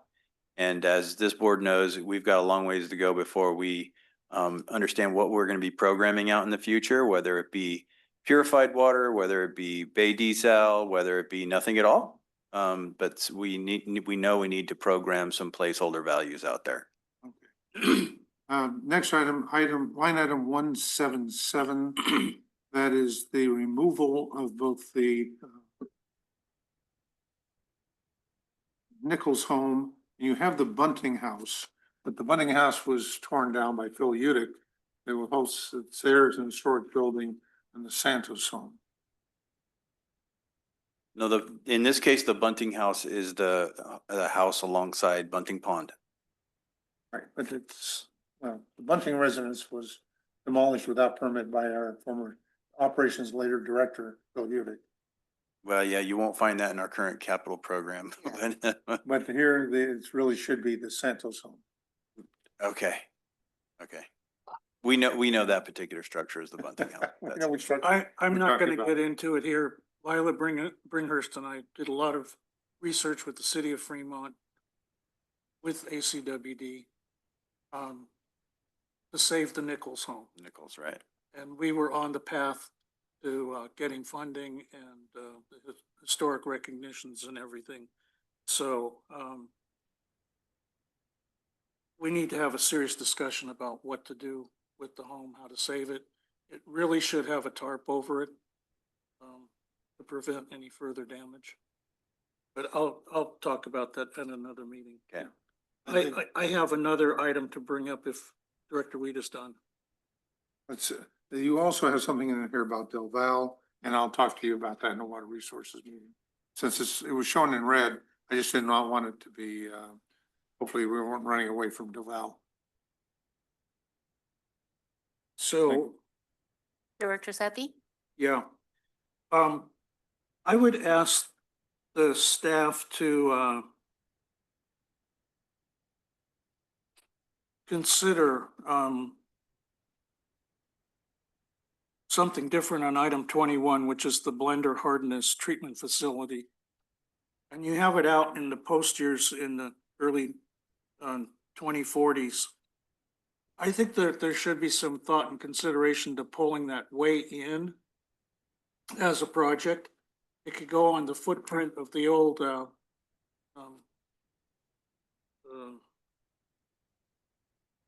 the older facility that was there. And the reason I suggest that you take a look at this is because I think it could help us wean ourselves off of San Francisco water.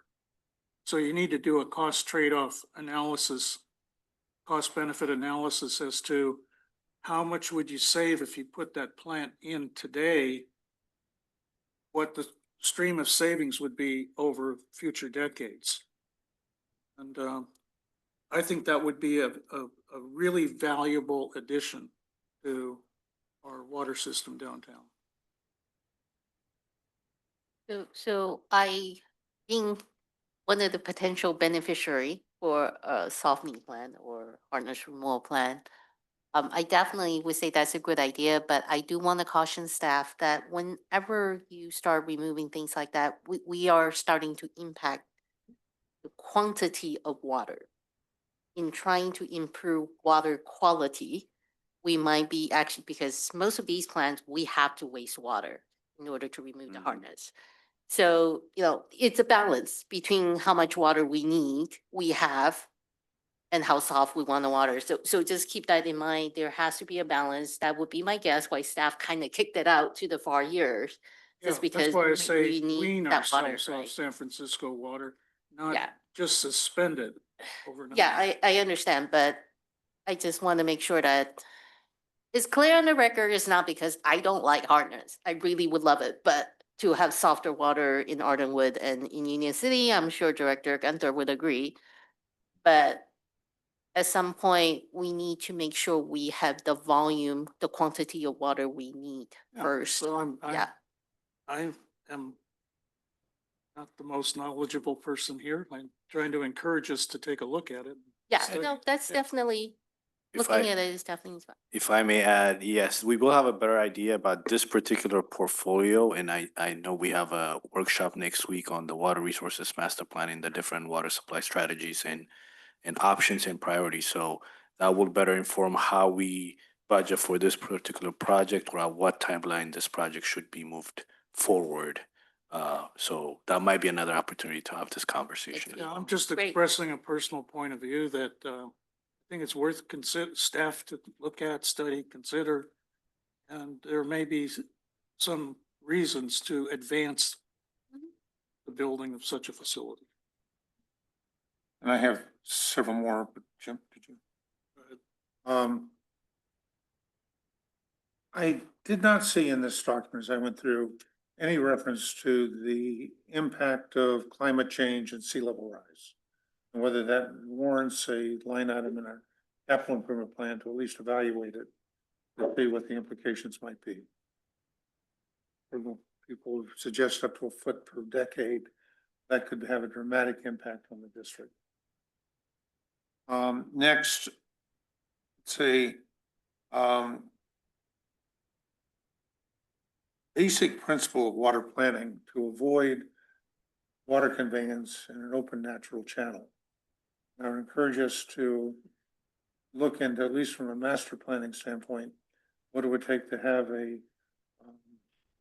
pipeline both in the Vallecillas Channel, which we're running into continuing expenses on, as well as Alameda Creek with the potential retrofit of the Niles Canyon Aqueduct.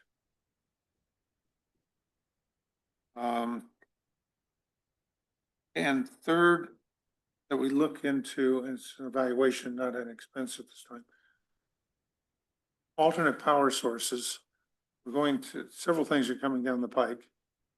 One, Hetchy Power, I think is a potentially worth investigating to see if connecting to the Hetchy Power system is something we could evaluate or even do a trade as San Francisco does with PG&E now to go PG&E power to the city, but delivers PG&E Hetchy Power to PG&E in their system. And second, with AI, there's going to be an incredible need for power to power the server farms, and the acceptance of small nuclear package power plants is on the horizon, on the near horizon. And that is something else to be evaluated and within the planning timeline that we're looking at here. I suspect that within this planning horizon, power will be readily available at a very reasonable price because of the extraordinary investments that are going to be made to support the server farms. Any other questions? If not, moving on, Ms. Jim, do you have any? Ipakunta? Thank you. I made a note of the questions and we will, regarding the blender hardness treatment facility, I just want to make a note that that was a result from the interim engineering report study that we have completed recently. We identified the project, but we were going to check with the IRP study findings, looking at the overall supply portfolio, and then identify the timing for that project.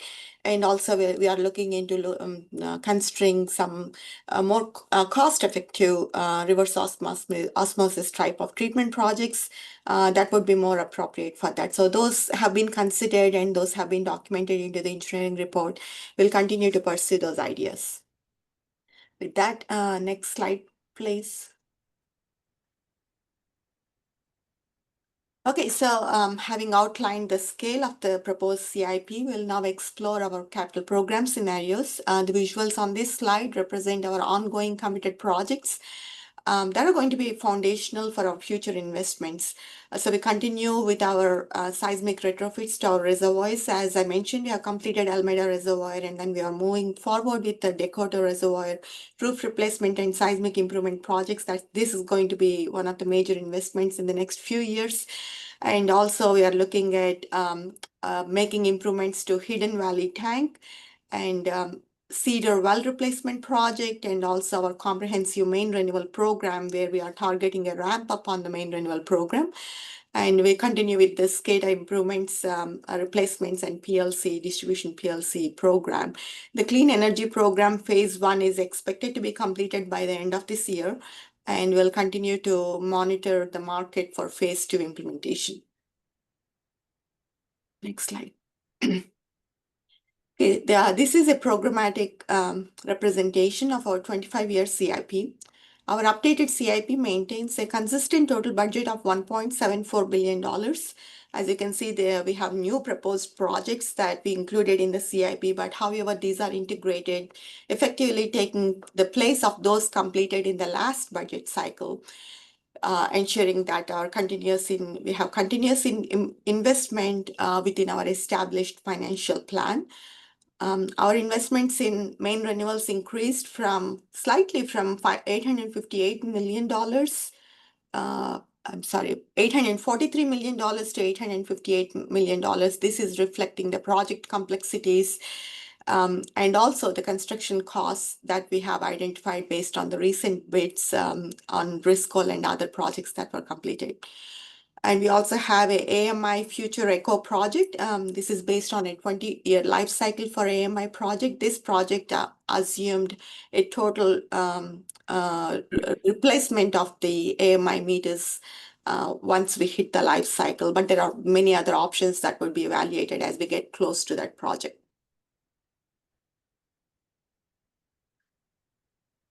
So this slide lists the type of new projects that we have included in the CIP. The CIP included approximately 18 new projects spanning specific main renewal initiatives, and we have some essential IT upgrades. And we also have included some contingency emergency preparedness projects as part of this CIP update. And more importantly, these additions that also incorporated interim engineering report recommendations addressing capacity and redundancy for extended outages. We reviewed extended outage for TP2 and DSAL, and then projects which are considered no regret projects. We have included those into the CIP.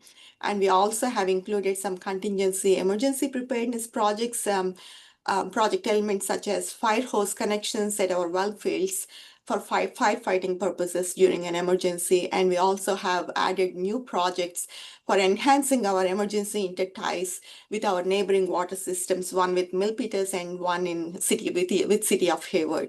So these are some of the categories of new projects that we have included in the current update. Next slide.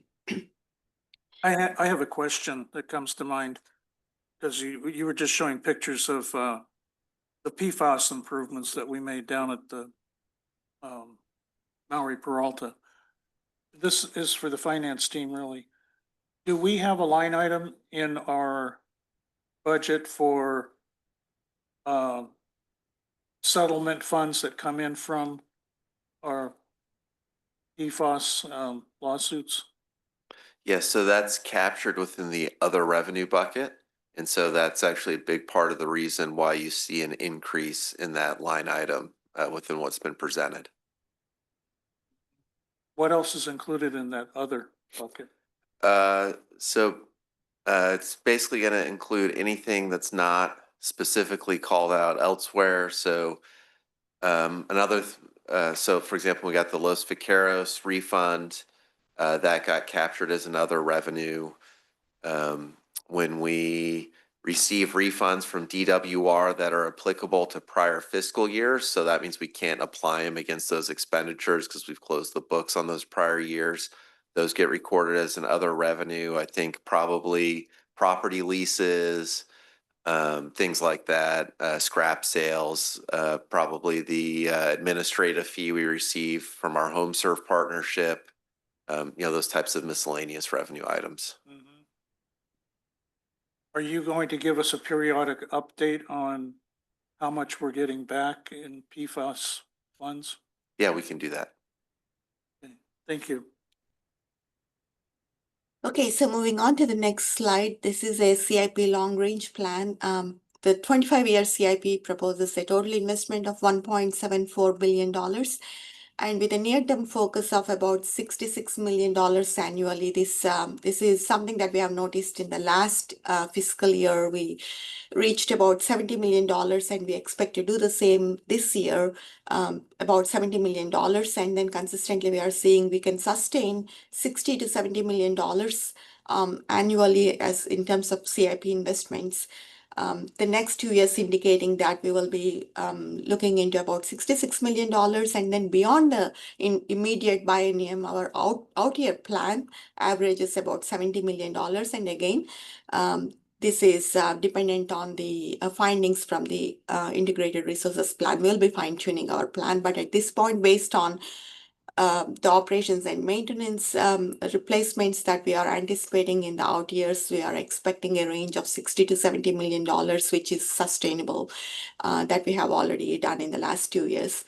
And we also have some strategically timed out year exceptions, such as Newark intertie that we have just discussed, that is to supplement our SOP PUC supply to provide transmission between desal facility and our blender facility. We also have Valcitos pipeline project, and this goes back to Director Weed's comments. We are looking into replacing those open channel flows with pipeline replacement. So there is a project identified in the out years for Valcitos pipeline.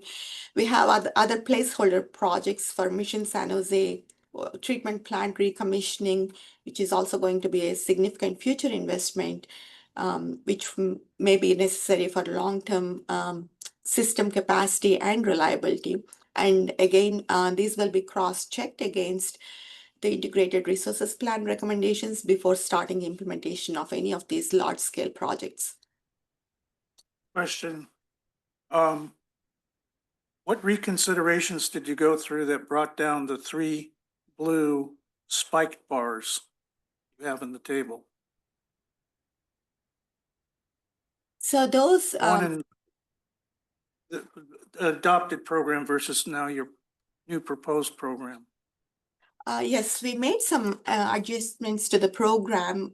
Usually when we look at the CIP, we look at the 2-year program based on the available resources, district labor, and other considerations. And then the out-year budgets are high-level budgets based on the needs of the district and how much it would cost. But the out-year budgets usually don't consider the labor. Whereas now this time, as we are looking at the next 25-year plan, our entire program shifted by 2 years as we completed the last budget cycle and entering into the new budget cycle. These 2 years were part of out-year budgets in the last budget cycle, so we didn't consider the labor availability or resource availability at that time. Now, when we look at the next 2 years, which are in the immediate short-term investment, we check those investments against available labor and resources. So that was the reason some adjustments were made, and a couple of adjustments that I could point out as examples are Dakota Reservoir roof replacement project. We have completed the design, and originally our intent was to go into full construction and complete construction in fiscal year 2026. However, the project we have submitted for a recent grant application, and the project is currently pending grant decision. We actually submitted for brick application that was canceled, and then we transitioned that project into a FEMA HMGP. So that was one large project that we had to push out in anticipation of additional grant funding. So some of these adjustments are of those nature, looking at if there is any additional avenue for project funding through grant programs. We adjusted the schedule. And then there are certain projects that are purely tied to the resource availability. Well, I compliment you and the team on thinking through this on the Dakota Reservoir and trying to access grant funding first, because that's what we really missed out on with the Alameda roof replacement. Yeah, every attempt was made to secure grant funding for that project, but we couldn't, we were waiting for, I think, on the order of 3 years, and we couldn't wait any further. So- Right, right. And it turned out that that was the right decision anyway, because the program went away. So, Yeah, Yep. I understand. yeah. Another question.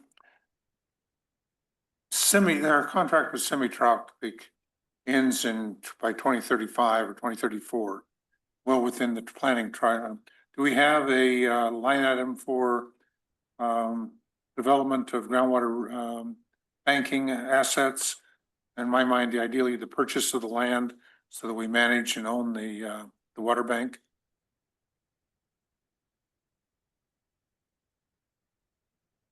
And would that be part Right of now, the there's capital- nothing in, capital there's, adjustment? I there don't are, think there's board consensus on that item. yeah, there's nothing in the CIP currently related to procurement of properties and establishing our own bank. There are dollars, as you saw, alternative supply dollars out in the future. And certainly, you know, as part of the water resources master plan process, we need to understand what that right overall mix is for us.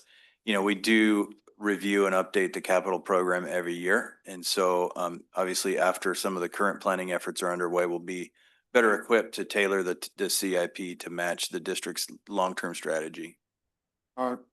Note, Valley Water Committee on Water Supply had a presentation from their staff, which estimated the life cycle cost of an acre foot of water at being $12,000 with a dam, and $1,100 if it were groundwater banking.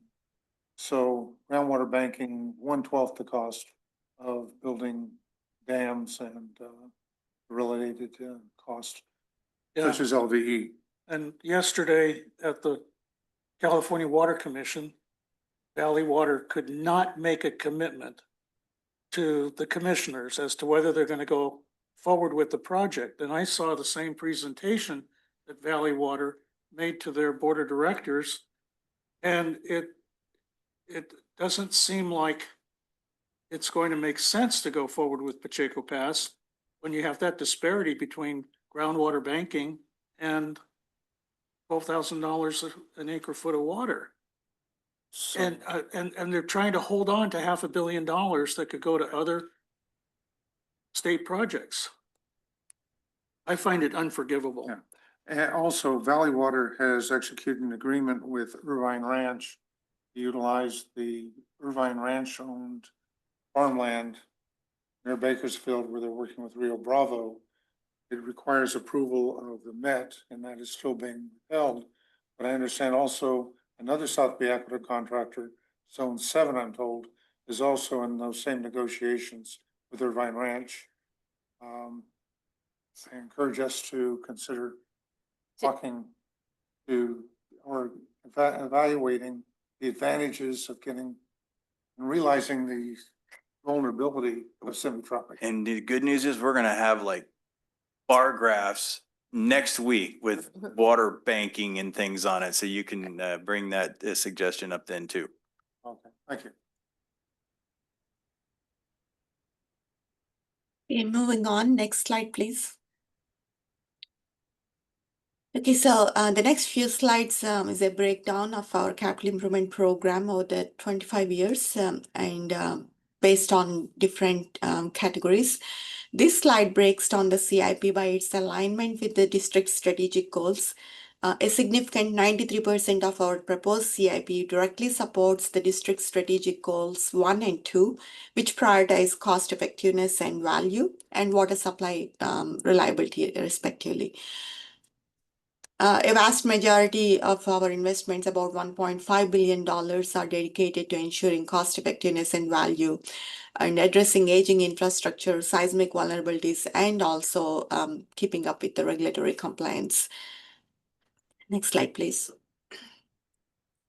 So 65% of our CIP will improve reliability, and we have allocated about 31% of the CIP to water supply, water quality, and environmental enhancements. We do have 4% of the CIP that doesn't impact rates, which is part of the customer jobs.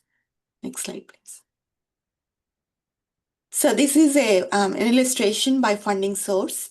Approximately 63% of the CIP, or about $1.1 billion, is funded by general fund, which directly influences rates. And the past practice has always been the general fund has been directly influenced through rates or paid through rates. And as we are going with these aggressive capital investments, we are also looking at some bond funding at this point. So that includes everything that district is considering at this point. And then we have about 37% of the CIP that is funded by development related charges. That includes our facility infrastructure fund and facility renewal fund, which attributes to the growth portion of our capital infrastructure and also the rehabilitation of our existing infrastructure. So this is the extraordinary capital expenditures that were identified on the CIP spreadsheet in red color. To ensure clarity and proper accounting, we distinguish capital projects as investments in assets with long useful lives and also costing more than $10,000. And conversely, extraordinary expenditure capital projects are infrequent, but these are necessary expenditures. Typically, these are allocated for studies and pilot programs, and also for unplanned events that do not immediately result in an asset for the district or results in an extension of life of an existing asset. So that's how these are differentiated. So the CIP includes both the capital expenditures and also the extraordinary capital expenditures for accounting reasons. Next slide, please. Can I ask another question of finance here? What is the cost basis that we use for what we're spending on these projects, and how is it depreciated over time? Yeah, so the depreciation depends on what type of asset it is. So we have a different schedule. So for example, a pipeline is depreciated over, I believe, 50 years. And, you know, like a vehicle is depreciated over like 5 years, depending on the type of vehicle, if it's like kind of a standard vehicle. So it depends on the type of the asset. In terms of the cost basis for the assets, that's just the total cost of developing the asset and getting it ready to put into service. And that includes not only payments to like a third party company that may be doing like work to construct the asset. It also includes like staff time that's charged to the job and so on. So it's the full cost of developing and constructing the asset. I see. Thank you. Okay, moving on to the next slide. I kind of knew the answer there, but I thought it'd be helpful to bring it out for everybody. Thank you. This next slide, this is a list of projects that are significant extraordinary expenditure projects, mostly projects that are identified over $500,000, and this totals to about $58 million in the CIP. And our key investments include funding for some IT infrastructure and our essential water quality initiatives, which also include our integrated resources planning efforts. And also this includes our Lake Del Valle project, These projects, while they do not create an asset immediately, but these are foundational for future infrastructure planning and operational optimization. Next slide, please. I would mention that on the recommission of Mission San Jose Water Treatment Plant, there are opportunities with other agencies, and I just recently spoke with our general manager. Maybe you take a look at San Francisco PUC, or for the benefit of Bosca, distributing water into the valley, or take a look at working with Valley Water. They recently went through and upgraded their Penitencia water treatment plant, and they're going through a massive overhaul of Rinconada, which I think is about a $200 million exercise. So as Santa Clara County grows, and they have 2 million customers that they're serving, which is why they're looking at some of these expensive projects like Pacheco Pass. It may be viable for them, because they're a state water contractor, to actually pay for the recommission of our plant. And we do the processing of the water in Mission San Jose for delivery to Valley Water. Just some out of the box ideas.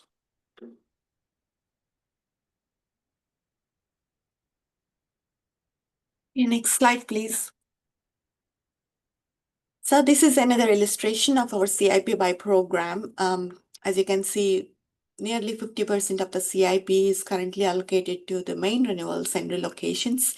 These relocations are projects that are enforced by the city, and usually we have opportunities to enter into a cooperative agreement with the cities and then consider them as part of our main renewal projects, mostly for economic scaling and efficiency of this project. So those are combined with the city relocation projects as well. And then we have other projects that I will talk about in a bit in the next slide. And we have our standing programs such as our service line and meter replacement programs. Our seismic improvements will continue as we make progress on the reservoirs and tanks and our pipelines. And we also have our SCADA improvement project, which is currently underway. We have completed 2 SCADA replacement projects at 2 major facilities, and then the program will continue into the next few years to complete all these SCADA replacements to the new SCADA system. Next slide. So this is a list of key projects that make up our other capital program. The first one on the list is the PFAS modification and treatment plant expansion project. You may be wondering, I just mentioned that we have completed PFAS plant and it's fully functional, but this line item is associated with future PFAS expansion. As you may remember, the interim PFAS treatment plant was designed, was built for 6 MGD. That was the most needed capacity for us to meet the board goal of keeping our PFAS concentrations below the notification levels. However, at that time, we also designed the treatment plant, especially the underground facilities and other electrical expansions, to be able to expand that facility to 15 MGD. Given the uncertainty with the PFAS regulations, we wanted to have that capability to expand the facility if additional PFAS regulations are implemented on the state level or on the federal level. So that project includes the ion exchange, expansion of the treatment facility. That also includes our resin replacements. The resin replacements are ongoing replacements on the existing as well as future expansion of the project.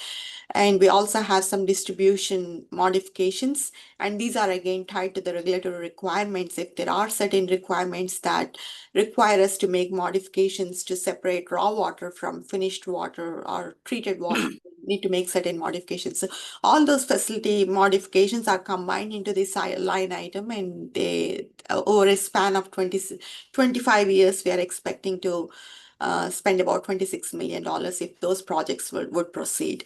And then we also have additional projects, the blender harness treatment facility that we just have discussed. This also came out of the engineering report recommendation. Valcitos pipeline is another large project that we have on the CIP. We are anticipating to proceed with that. And the remaining projects on the list will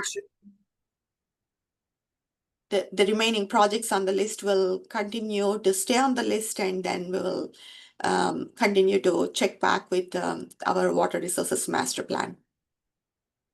Ms. Rika, Ipagunda, on the Valcitos Channel pipeline, how many linear feet are we talking about? I'm trying to ask myself what the cost is per foot or mile. I can look into that in a bit. It's a couple of miles of pipeline for sure. I don't have the number in my head. Yeah, I would say, more than 3 miles of pipeline is what we're looking at. But we can We're talking Find about out. $20 million a mile. This is a preliminary estimate, but as you can imagine, this is an environmentally sensitive environment, and it's out there in no man's land. So the size of the pipe is going to be larger than our typical 12-inch or 14, 16-inch diameter pipe. So, but we haven't done a detailed calculation on the cost, and that's going to be part of the feasibility study. Seems quite a bit higher than what the going rate is per mile for other work we're doing. Yeah, and this would also include a whole lot of right-of-way acquisition and also a new takeoff off of the DWR South Bay Aqueduct. So it's far more involved than like just a water main replacement sort of project, and it's a much larger pipeline and so forth too. So it may not be those kinds of unit costs, but it's going to be a significant project for sure. Thank you, Mr. Stevenson. That is correct. This is not a normal project, and we have considered some environmental requirements and right-of-way acquisition with SOPLC and other entities. So the project will be a complex project, but I will confirm the mileage on the pipeline in few seconds. Okay, so next slide, please. Is So now St. we are Clair moving. Water, is Valley Water a beneficiary of Valcitos Channel at all? No, it's only ACWD. Sorry to interrupt you, Rika. sorry, moving on, Ms. Ipagunda, thank you. Okay, so next moving on, we are now moving into a granular look of our proposed CIP, starting with our 10-year outlook, breaking down the investments by specific program areas. And our current capital funds are allocated across key operational and infrastructure programs, including our regulatory investments, seismic and programmatic infrastructure upgrades. Next slide. Okay, so here is a list of major projects that we are planning in year one, the coming fiscal year. And our proposed fiscal year 26 budget includes significant main renewal projects such as Peralta Boulevard, Mission Boulevard, representing millions of direct infrastructure upgrades. We also have key strategic projects that include seismic upgrades at Hidden Valley Tank and critical SCADA system improvements, enhancing our resilience and operational control. And this is not the entire list of projects for fiscal year 26. I only identified projects that are greater than $500,000 for annual investment. And the second column on the same list will identify the total project expenditure, especially for these large complex projects. Those are actually multi-year projects, so the yearly budget does not reflect the total budget on the project. So I provided the 25-year total. If it's a programmatic line item, that may also include future upgrades to the same facility. Next slide, please. Okay, so our focus continues on core infrastructure and substantial allocations to main renewals across various locations. And this includes our Alvarado Niles pipeline seismic improvement project that we have recently received a grant on using HMGP. And we also have some water treatment plant improvement projects that are focused on increasing the sustainable capacity of the treatment plant. We do have certain desalination plant upgrades and ongoing service line emergency replacement projects. So these fiscal year 26 and 27 projects collectively represent the ongoing proactive investment necessary to maintain and enhance our distribution system or our district's infrastructure. Next slide, please. Okay. So with that, One question, please. sure. When we say Old Town streetscape, which Old Town are we talking about? Oh, that's in Newark. Newark, Newark City is going through a major upgrade of the old town. So we are collaborating with them in replacing our pipeline as part of the streetscapes improvement project. Might be helpful to put in Newark in there. Because it could be Yes. Dakota, Niles. Yeah. Yeah, you're right. Yeah. It wouldn't hurt. Yeah. That's actually the city's name for the project and they didn't name it after themselves. So yeah, you're right. It could have been more clear. Okay, so Thank this you. concludes. Excellent presentation so far. Thank you. This concludes the CIP portion of the presentation, but there is a lot of information that I've shared so far. I'll just conclude with the key takeaways from this. One, I think we have achieved significant investments through project acceleration, and we have completed some critical projects in the last 2 years. And looking ahead, we expect to continue similar investments in infrastructure and meeting the needs of the district with aggressive capital investments and capitalize on favorable conditions for early completion through accelerating funding is something that we will continue to look into for those opportunities. And on a closing note, this long-term 25-year CIP plan will continue to be refined as we get additional information on the strategic plan and also the integrated resources plan.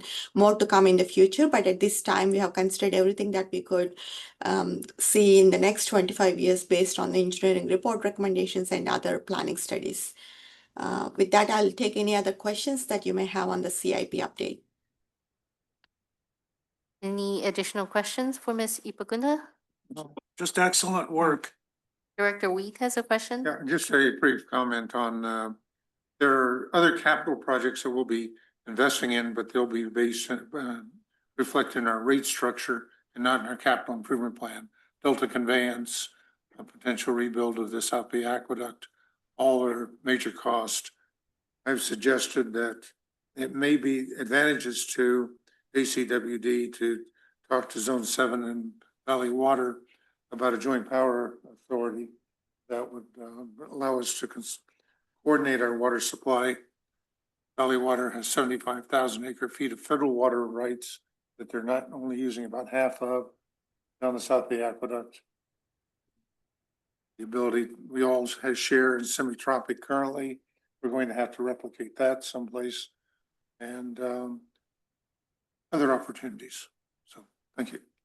Thank you, Director Wheat. Any other questions or comments for Ms. Ipagunda? No? All right, thank you very much. Great presentation. So I think next we're moving on to financial planning model. Yes, I'm back. Good evening again.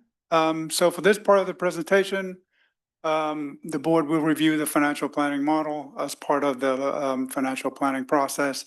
The board looks at the assumption made beyond the current budget, the proposed 2-year budget out through the planning horizon, which includes the current year, the first year of the 2-year budget, and look out 5 years into the future. So I'll start with the changes in the financial planning model assumptions. We're looking at what you saw during the rate setting process, and now we've updated our financial planning model along with the assumptions. First key assumption is the updated water demand. As I mentioned, it had been updated and aligned with water resources projection. SFPUC provided us their estimate over their through fiscal year end 30, and that increased 19%. So from the current fiscal year at $5.67 per CCF to 6.73. So we'll line that up in our long-range financial planning model. The pay-go general fund CIP decreases by 25 million from fiscal year 25 through 31. Capital financing, we're part of the finance teams is to support our capital plan. And to do that, we're looking at capital financing, includes 20 million per year in interim financing, starting in fiscal year end 27, that's totaling 100 million. So this reflects our suggested new approach to funding our capital program. The previous assumption during rate setting, the financial planning model assumed debt issue and long-term debt issue. And as you recall, 50 million in fiscal year in 27, and then 70 million in 29, totaling 125. So now we're looking at interim financing, 20 million a year, totaling 100 million.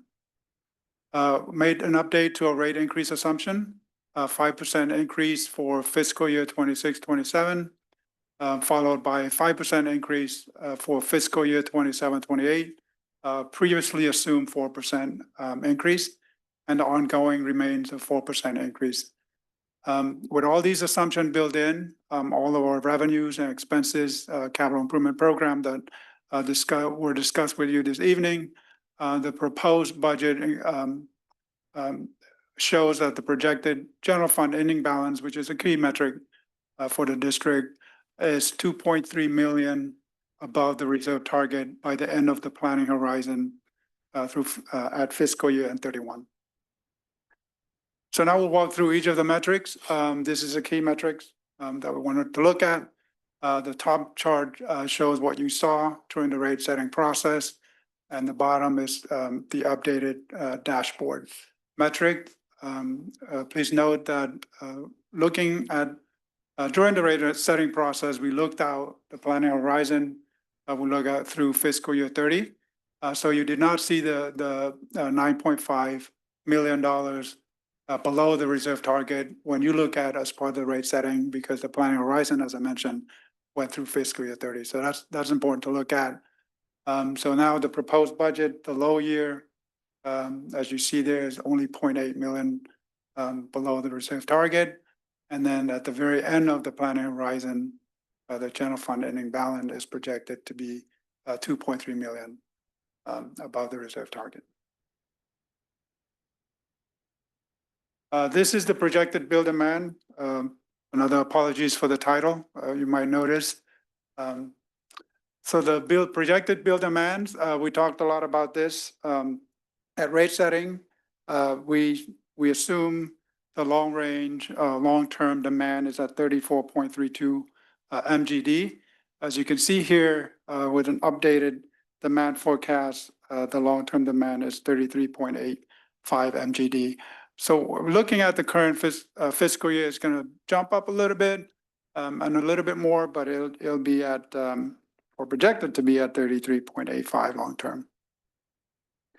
So again, that would be the new normal. It's a decrease of 0.47 MGD since rate setting. That's equivalent to about 1.2 million lower revenue based on the current rates. This metric shows the debt coverage ratio. As you saw earlier, part of the benchmark presentation. As you can see, the board's target is 200%. Our bond covenant requirement is 1.25. In both scenario here, the debt coverage ratios remain well above the 200% target.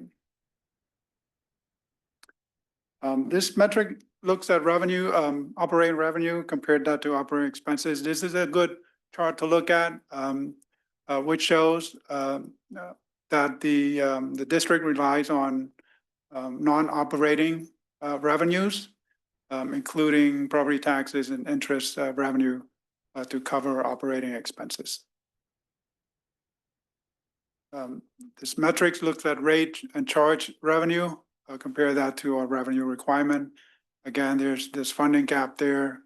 Again, the district relies on other funding sources, as shown on the slide there. It include both property tax, revenue income, interest income, accumulated reserve, as well as debt financing to meet our revenue requirement and fund our general fund capital projects. So does the blue bar actually include the non-operating revenue, or it's excluding it? The blue bar is the revenue, is the rate revenue. It's the operating revenue. The rate revenue. So the green bar is the general fund capital CIP. So the rate and charge revenue is not sufficient or to meet the revenue requirement and pay for general fund projects. So the straight line is not sufficient, as you can see, is not above the purple and the green. It meets revenue requirement in some year, but it cannot afford to pay general fund CIP. You know what? I actually was asking my question in reference to slide 90, and I'm sorry I didn't mention that previous slide. So you mentioned non-operating revenues on the right side, but is that included in your blue bar right here that shows operating revenue? It does not. Okay, so if we add that in, then we are covering all of our operating expenses. Yes, so just an example, there's the proposed budget, there's a funding gap in rate in red, ranging from 10.2 million, 8.3 million, 5.6, 11.4. So that's the funding gap. So there's a gap between operating revenues and operating expenses. So as you are aware, we receive about 15 million in property tax revenue, about 3 million in interest income. So that makes up that funding gap. So in most of these years going forward, out to 2031, we should be able to cover that gap. Correct. Okay, that's what I was trying to get to. Thank you. That's well within the error of margin of error. So this is, you can't play that. We don't have a problem with this type of a graph. Correct.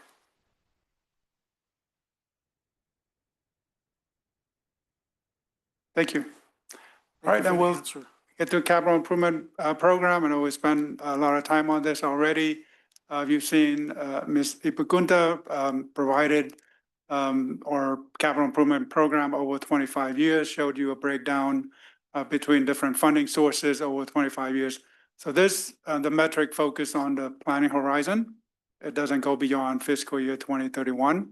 So as you can see here, again, it's the capital improvement program by funding sources. The green is the PAYGO general fund. The pink is the interim financing. Purple is the FIF, Facility Improvement Fund. And there's a little bit of Facility Renewal Fund. So as you can see here, the bottom chart, the proposed budget, you notice the PAYGO CIP on average, on an annual average, is more than the debt financing, interim financing represented by the pink. So PAYGO, even with the 20 million in interim financing on an annual basis, the general fund PAYGO source from the general fund PAYGO is still greater than. Well, I actually like the fact that we're kind of balancing things out, looking longer term, like from fiscal year 27 out to 31 beyond. I approve. Thank you. That's the work of our project engineering team. The work of financial engineering. Thank you. If things really get tough, we can go back to what we did 50 years ago with Matt Whitfield, getting national publicity, begging people to start using water and flushing their toilets more.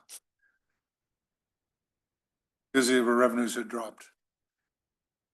So there are ways we can encourage, we ask people not to use water, they don't. We haven't tried asking them to use water yet. On I'll that, bring that up next week. on that happy note. All right. Moving on, please. Okay, I will, thank you. So this is the final slide of my part of the presentation. So staff has identified a few items or budget items that we expect to change for the final proposed budget. I think Ms. Gunther already talked about the first item here. So moving the blender SCADA project up from the out year to fiscal year 26. That's amount is $315,000. Election expense, Mr. Coran already mentioned this. We just paid an invoice on that. So we're updating our year-end projection to reflect the payment we just made. So the year-end projection is 169. So that's our full cost for the fiscal year for election expense. And we talked about chemical costs. When district staff prepared the budget, we were just informed by some of our vendors that there may be potentially a price increase, and we're anticipating that. So for the next fiscal year, 25-26, we're adding to what we already proposed that you saw earlier, adding 285,000 to account for the anticipating price increase due to tariffs. And that concludes this part of the presentation, and I'll pause here and see if you have any other questions. Any additional questions or comments for Mr. Alm? No, can I just verify that we still do not have any members of the public online? Nope, okay, thank you. Thank you. Moving on to next steps. Yeah, so I think I'll take the rest of the presentation. So we've reviewed a lot of information the last few hours with the budget. And thank you to our finance and project engineering teams, as well as the support provided by staff throughout the district to get us to this point. I heard a request to bring back some information on labor costs as a percentage of our budget and some history on that. I heard a request for some information on PFAS settlement funds. I also heard a lot of comments about specific capital projects, but none of which pertain to expenditures within the 2-year budget window. So kind of with that summary, based on what's been discussed this evening, we're not anticipating specific changes other than what was identified in the presentation for what's brought to the board in a few weeks for adoption. And based on that and what we've heard, I don't believe we need to have a budget component of next week's workshop, and we can focus just on the water supply master plan. But as we heard this evening, there's a lot of interest in many of those topics, and there will be a robust discussion on those items. So I'm sure we can fill up a full evening of workshopping without the budget component. I'm sure. And so with that, we will plan on bringing a budget and CIP to the board for adoption at the June 12th, 2025 regular board meeting. And that concludes this item on today's agenda. Thank you. I assume no additional questions from the board? Nope, okay. And let's move, thank you very much for the great presentation and all the efforts. Let's move on to item 7, General Manager's Report. We have no general managers reports. I just wanted to let the board know that I am on jury duty, or at least subject to jury duty, the week of June 16th. It's the whole week is what I'm told right now. So I will keep the board informed, and we will definitely have coverage no matter what happens to me. So that's it. Thank you. Item 8, Director's Comments and or Agenda Item Request. 8.1 is report from all of us on the May 13th to 15th Aqua Spring Conference in Monterey. Who wants to start? Well, naturally, I left my notes at home. However, I do know where I was and what I attended. And pretty much where they went. First thing I wanted to comment on the keynote speaker, the Georgia Water Planning Policy Center, Catherine, I don't want to pronounce her last name. That speaker was really good. I thought she was fantastic. To listen to somebody else and deal with their problems and the similarities and kind of get that feeling that, you know what, we are kind of all working together. So that was terrific. I went to the finance program concerning the future of water rates. Came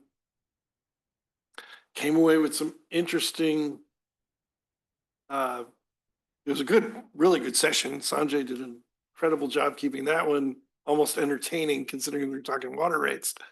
And one of the things I noticed in it was that, yes, people are doing tiered rates, but lawsuits are still happening. And the big problem is that the lawsuits are what's setting the precedents, the legal precedents, if I'm getting this right. Pat, if you want to jump in and hit me on the head if I kind of get off base here. But there have been one lawsuits. So if you do it right, you'll win the lawsuit. We can do it. The question is, do we want to try to win the lawsuit? So I'm still on the fence because the districts are, the people out there, they're winning the lawsuits when they do it right.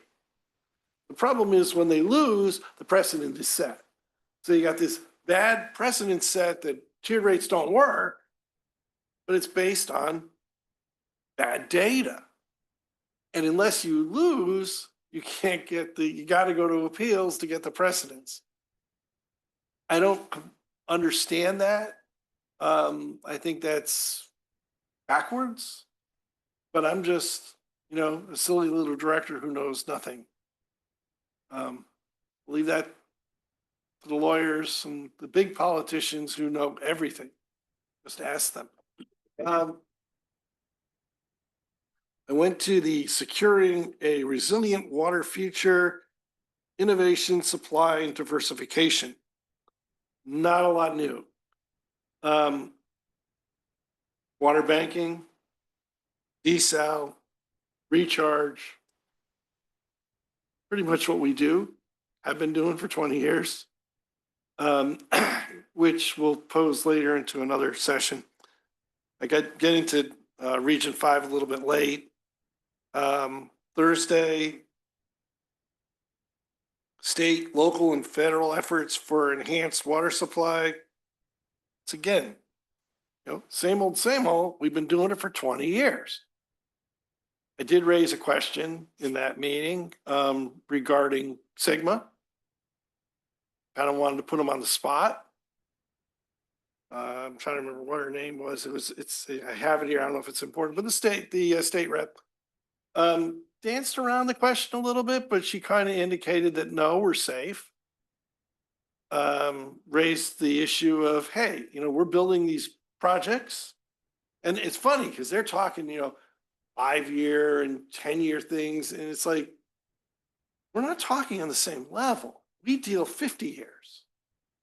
And now it's more apparent when you look at our planning, we're planning 50 years and we're getting permits for 10 years. That's got to change. That'll be a future aqua conference question.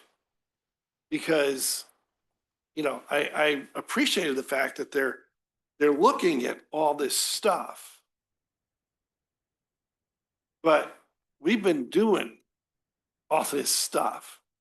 And by the fact that we've been doing it, now we see some of the I don't want to call them pitfalls, potential issues. And the reason I say they're potential is this is where everybody wants to go, is what we've been doing. So I think we're doing it right.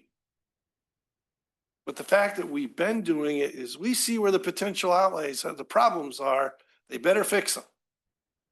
Because if they don't fix Sigma and water banking, it's pretty straightforward. We're okay. But They gotta stop that rumor. Otherwise, their plans are gonna fail. So no, all in all, pretty good conference. I didn't come away too depressed, but I also didn't see a lot of new stuff on the horizon. Director Sethy? Yeah, I drove down to Monterey early Tuesday morning. I was there Tuesday through Thursday. I attended my committee meetings on Tuesday, the Water Management Committee. And then the Headwaters Work Group, which is a subset of that Water Management Committee, and then the Local Government Committee. In local government, we concluded submitting to Aqua our formal revised document for ADAs, and then also our new document on paving standards. And I want to thank Mr. Woke for being a major contributor to that subcommittee. And I think we produced, at least for the time being, a pretty outstanding document. We're going to take it to the cities and county organizations and to CASA, the sanitary districts. And one outgrowth of this may be that, and we're going to have the state ledge committee take a look at this. There may be reasons for coming up with some baseline state law for paving standards. I did make a suggestion because they asked for new topics to be worked on by the local government committee. I had the only one that was accepted, which is for us to develop guidelines for districts to do audits of all of their fire hydrants and which ones are not up to code or meeting AWWA standards. And as we found out in the fires down south, close to 1/3 of all the fire hydrants in Palisades area were out of compliance and only had one connection instead of 3, and for smaller diameter hoses as well. So when they had the chance to bring out more resources, they couldn't take advantage of it even when they had the water pressure.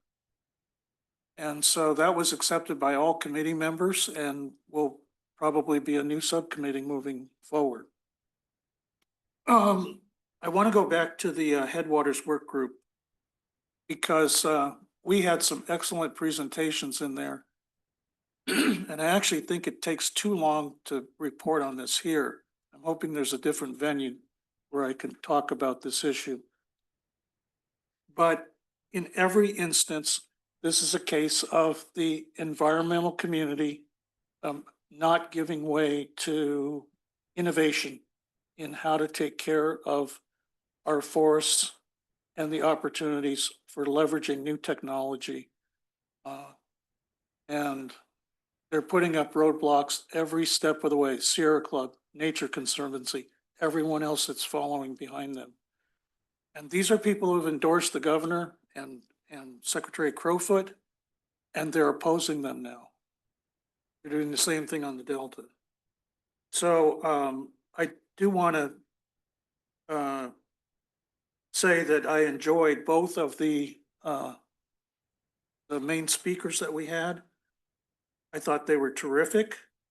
And I thought it was great that we actually went out of state a little bit to get an outsider's perspective on what's going on and a more regional perspective across Western United States and across the country. And I was thrilled that we had some ag speakers to really open up people's minds. So I went to our Region 5, et cetera. I just want to point out 2 other sessions I attended. DWR's Watershed Resilience Initiative, charting a new path for California's water future. As John and I learned when we were on the last Region 5 tour down in Pajaro Valley, they are one of 5 watersheds that DWR has designated as a pilot watershed programs. And I seriously think that we need one for Alameda Creek watershed, which is why I attended this one. And I know we're kind of in the background working on things that will look at our entire watershed. But I highly encourage us to look at the 5 watersheds that DWR is working on right now and the presentations that were made as a result of the work that they're doing. I think we can leverage it. The one session I attended that really, sorry for me saying this, but it was kind of a joke. It was the policy program on building trust in Delta decision-making through shared science. And the problem is the people that are the decision makers on the Delta, starting with the State Water Board and CDFW, do not want to listen to the science on predation in the Delta and on the tributaries of the Sacramento and San Joaquin River. They absolutely are in denial right now. And so to say that you have a a program on building trust through shared science and they refuse to listen to the science, it was the ultimate irony. There was a lot of frustration coming out of that meeting. People just, I'm talking about fellow board members, people around working in the industry, where the policy program decision makers and influencers, again, the environmental community, are not listening to the data. So that's my report. Excellent conference, in my opinion. Director Wee? Right, thank you. I first attended the JPIA, which was Monday and Tuesday morning. Was a candidate for the board, executive board, was not one of the 4 incumbents, or prior incumbents were reelected. And they do not give the results of how close you come. But it was a standard JPIA meeting. Nothing extraordinary, novel. At the meeting itself, follow up on quickly on Paul's comments about the Delta. The Bay Delta plan has a timeline of 2035, 10 years. That allows them to ignore any significant issues of climate change and environmental impacts because they can't live with the answer. So it becomes a discussion of the absurd or irrelevant. Probably irrelevant is more important. Irrelevant issues. We had I did not find any of the individual meetings to be particularly illuminating. That seemed to be more a rehash of past. I didn't see here a great deal that was novel. Particularly disappointed on a session on emergency response because it was in generalities. Well, this is the structure of our organization, but a recognition of at least one of the speakers that FEMA has failed, but they don't know what they don't have an option of what's going to happen in the future. What the alternative replacement of FEMA is going to be, potentially at the state level. Conferences are always good, and I was able to discuss with several people this concept I mentioned earlier of trying to get the South Bay Aqueduct contractors to work more in conjunction, even with the possibility of a JPA. So, which is that has absolutely no board authorization for those discussions. Thank you. Director Akbari? So I also went to the Aqua conference last week. I'll touch on just 2 or 3 key points. So one of the first meetings one of the first sessions I attended was on communications during a crisis. So there were 4 speakers on that panel. 2 of them were from SoCal, and one was from Pasadena or Altadena. One was from another agency that was also heavily impacted by the fires earlier this year. The other two speakers, one was from SFPUC, the other, I think East Bay Mud, but I can't remember. Because I sit on on the LICA committee, I thought it was interesting to just learn about successes and failures in communication. I want to say that their general practices that they recommended are ones that I think we've already incorporated into our work here. So I was very happy to hear about that. The key takeaways really were just in the time of crisis, communication should be frequent and almost constant. And you shouldn't be afraid to use all of the channels available to you. I don't think that's novel to us. I think we do those things, but I think it was just a good reminder that in times of crisis, you're gonna have to rely on an expanded team to help with crisis communications. They also mentioned something that I guess I should have thought about, but hadn't up to that point. But their customer service reps were basically on the phone 24/7. Their phone lines were ringing constantly, and so they really needed to beef up how many folks they had working the phone lines, and just had to make sure that their employees were taken care of as well, because they were dealing with very heavy topics, and they themselves were in the middle of these fires as well. So just kind of good reminders for us. Um, Another session I want to just give a quick shout out to was a session on long range financial planning, and one of our own was speaking on that one, and that was John Wunderlich. I thought you did an excellent job during that presentation, so I just wanted to commend you on that. And then I feel like I always talk about just general conversations I have at conferences. One of my disappointments at this conference was there wasn't really any focus on um, utilizing emerging technology, and obviously I think about that from the perspective of AI. There was a short session about that at a previous conference. At this conference, I don't think there were any sessions on it, so I was really just spending my time talking to other colleagues about how they're utilizing AI, what opportunities there are.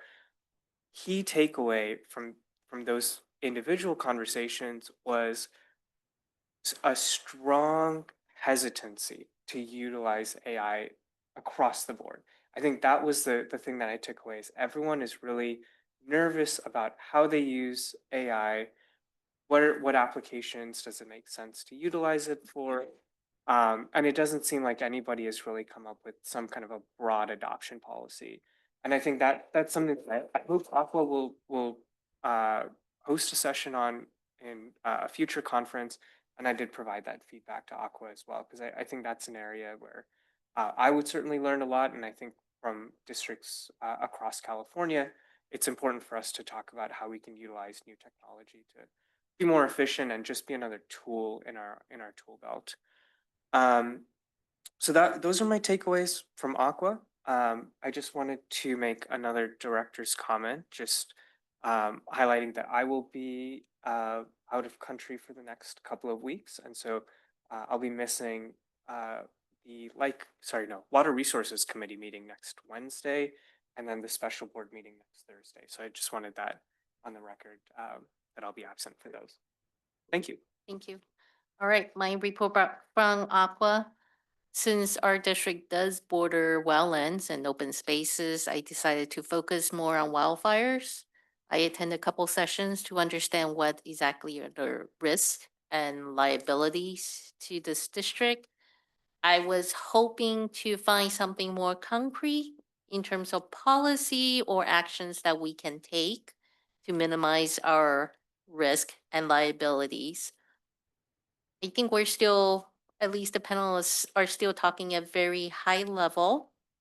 They do have some great suggestions and recommendations in terms of how to minimize our liability. Basically, do the best you can and document.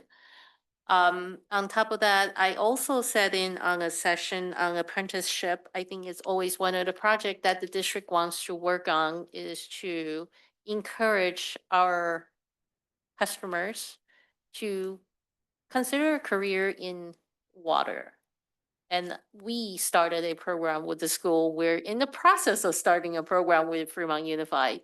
Sounds like Aqua has a program that perhaps we could leverage on. I also said in on the session that Director Gunther just said in on state, local, and federal efforts to enhance water supply. I heard a lot about streamlining permitting, potential opportunities, but I actually did not hear a lot about additional water supplies. A lot of the comments has to do with if you already have this water right, these are ways that we could make it easier for you to get your permit to get these projects happen. But I was a little bit disappointed not hearing any out of the box ideas on how do we get additional water, right? At some point, we need to talk about quantity. So that's most of my takeaways. I was a little bit disappointed at this conference. I will have to say that. PFAS was absent in all the sessions. At least I hunted around the conference schedule. I did not hear anything about it. I understand they have to set the schedule many, many months ago. And as it happens while we're at the Aqua conference, there are some federal press release from the Environmental Protection Agency that impacts the MCLs, the federal PFAS MCLs, that does have impact to us and to other water districts. So I was a little bit disappointed in that aspect because I think even when they started setting the conference schedule, there are indications that the federal government might be making some moves. So also the state government that potentially has impact on water districts like us. I was hoping they would have some sort of discussion, but I couldn't find it. I might have missed it, buried in the agenda somewhere, but that was my only, I guess, regret about this Aqua conference. So with that, any other last minute agenda item comments? If not, we still have one more item. Sorry, guys, we have a closed session. So item 9.1 is pursuant to California Government Code Section 54956.9 D2, conference with legal counsel, anticipated litigation, significant exposure to litigation, one potential case. With that, we are adjourned to the operations conference room at 8:58. Seats, where you at?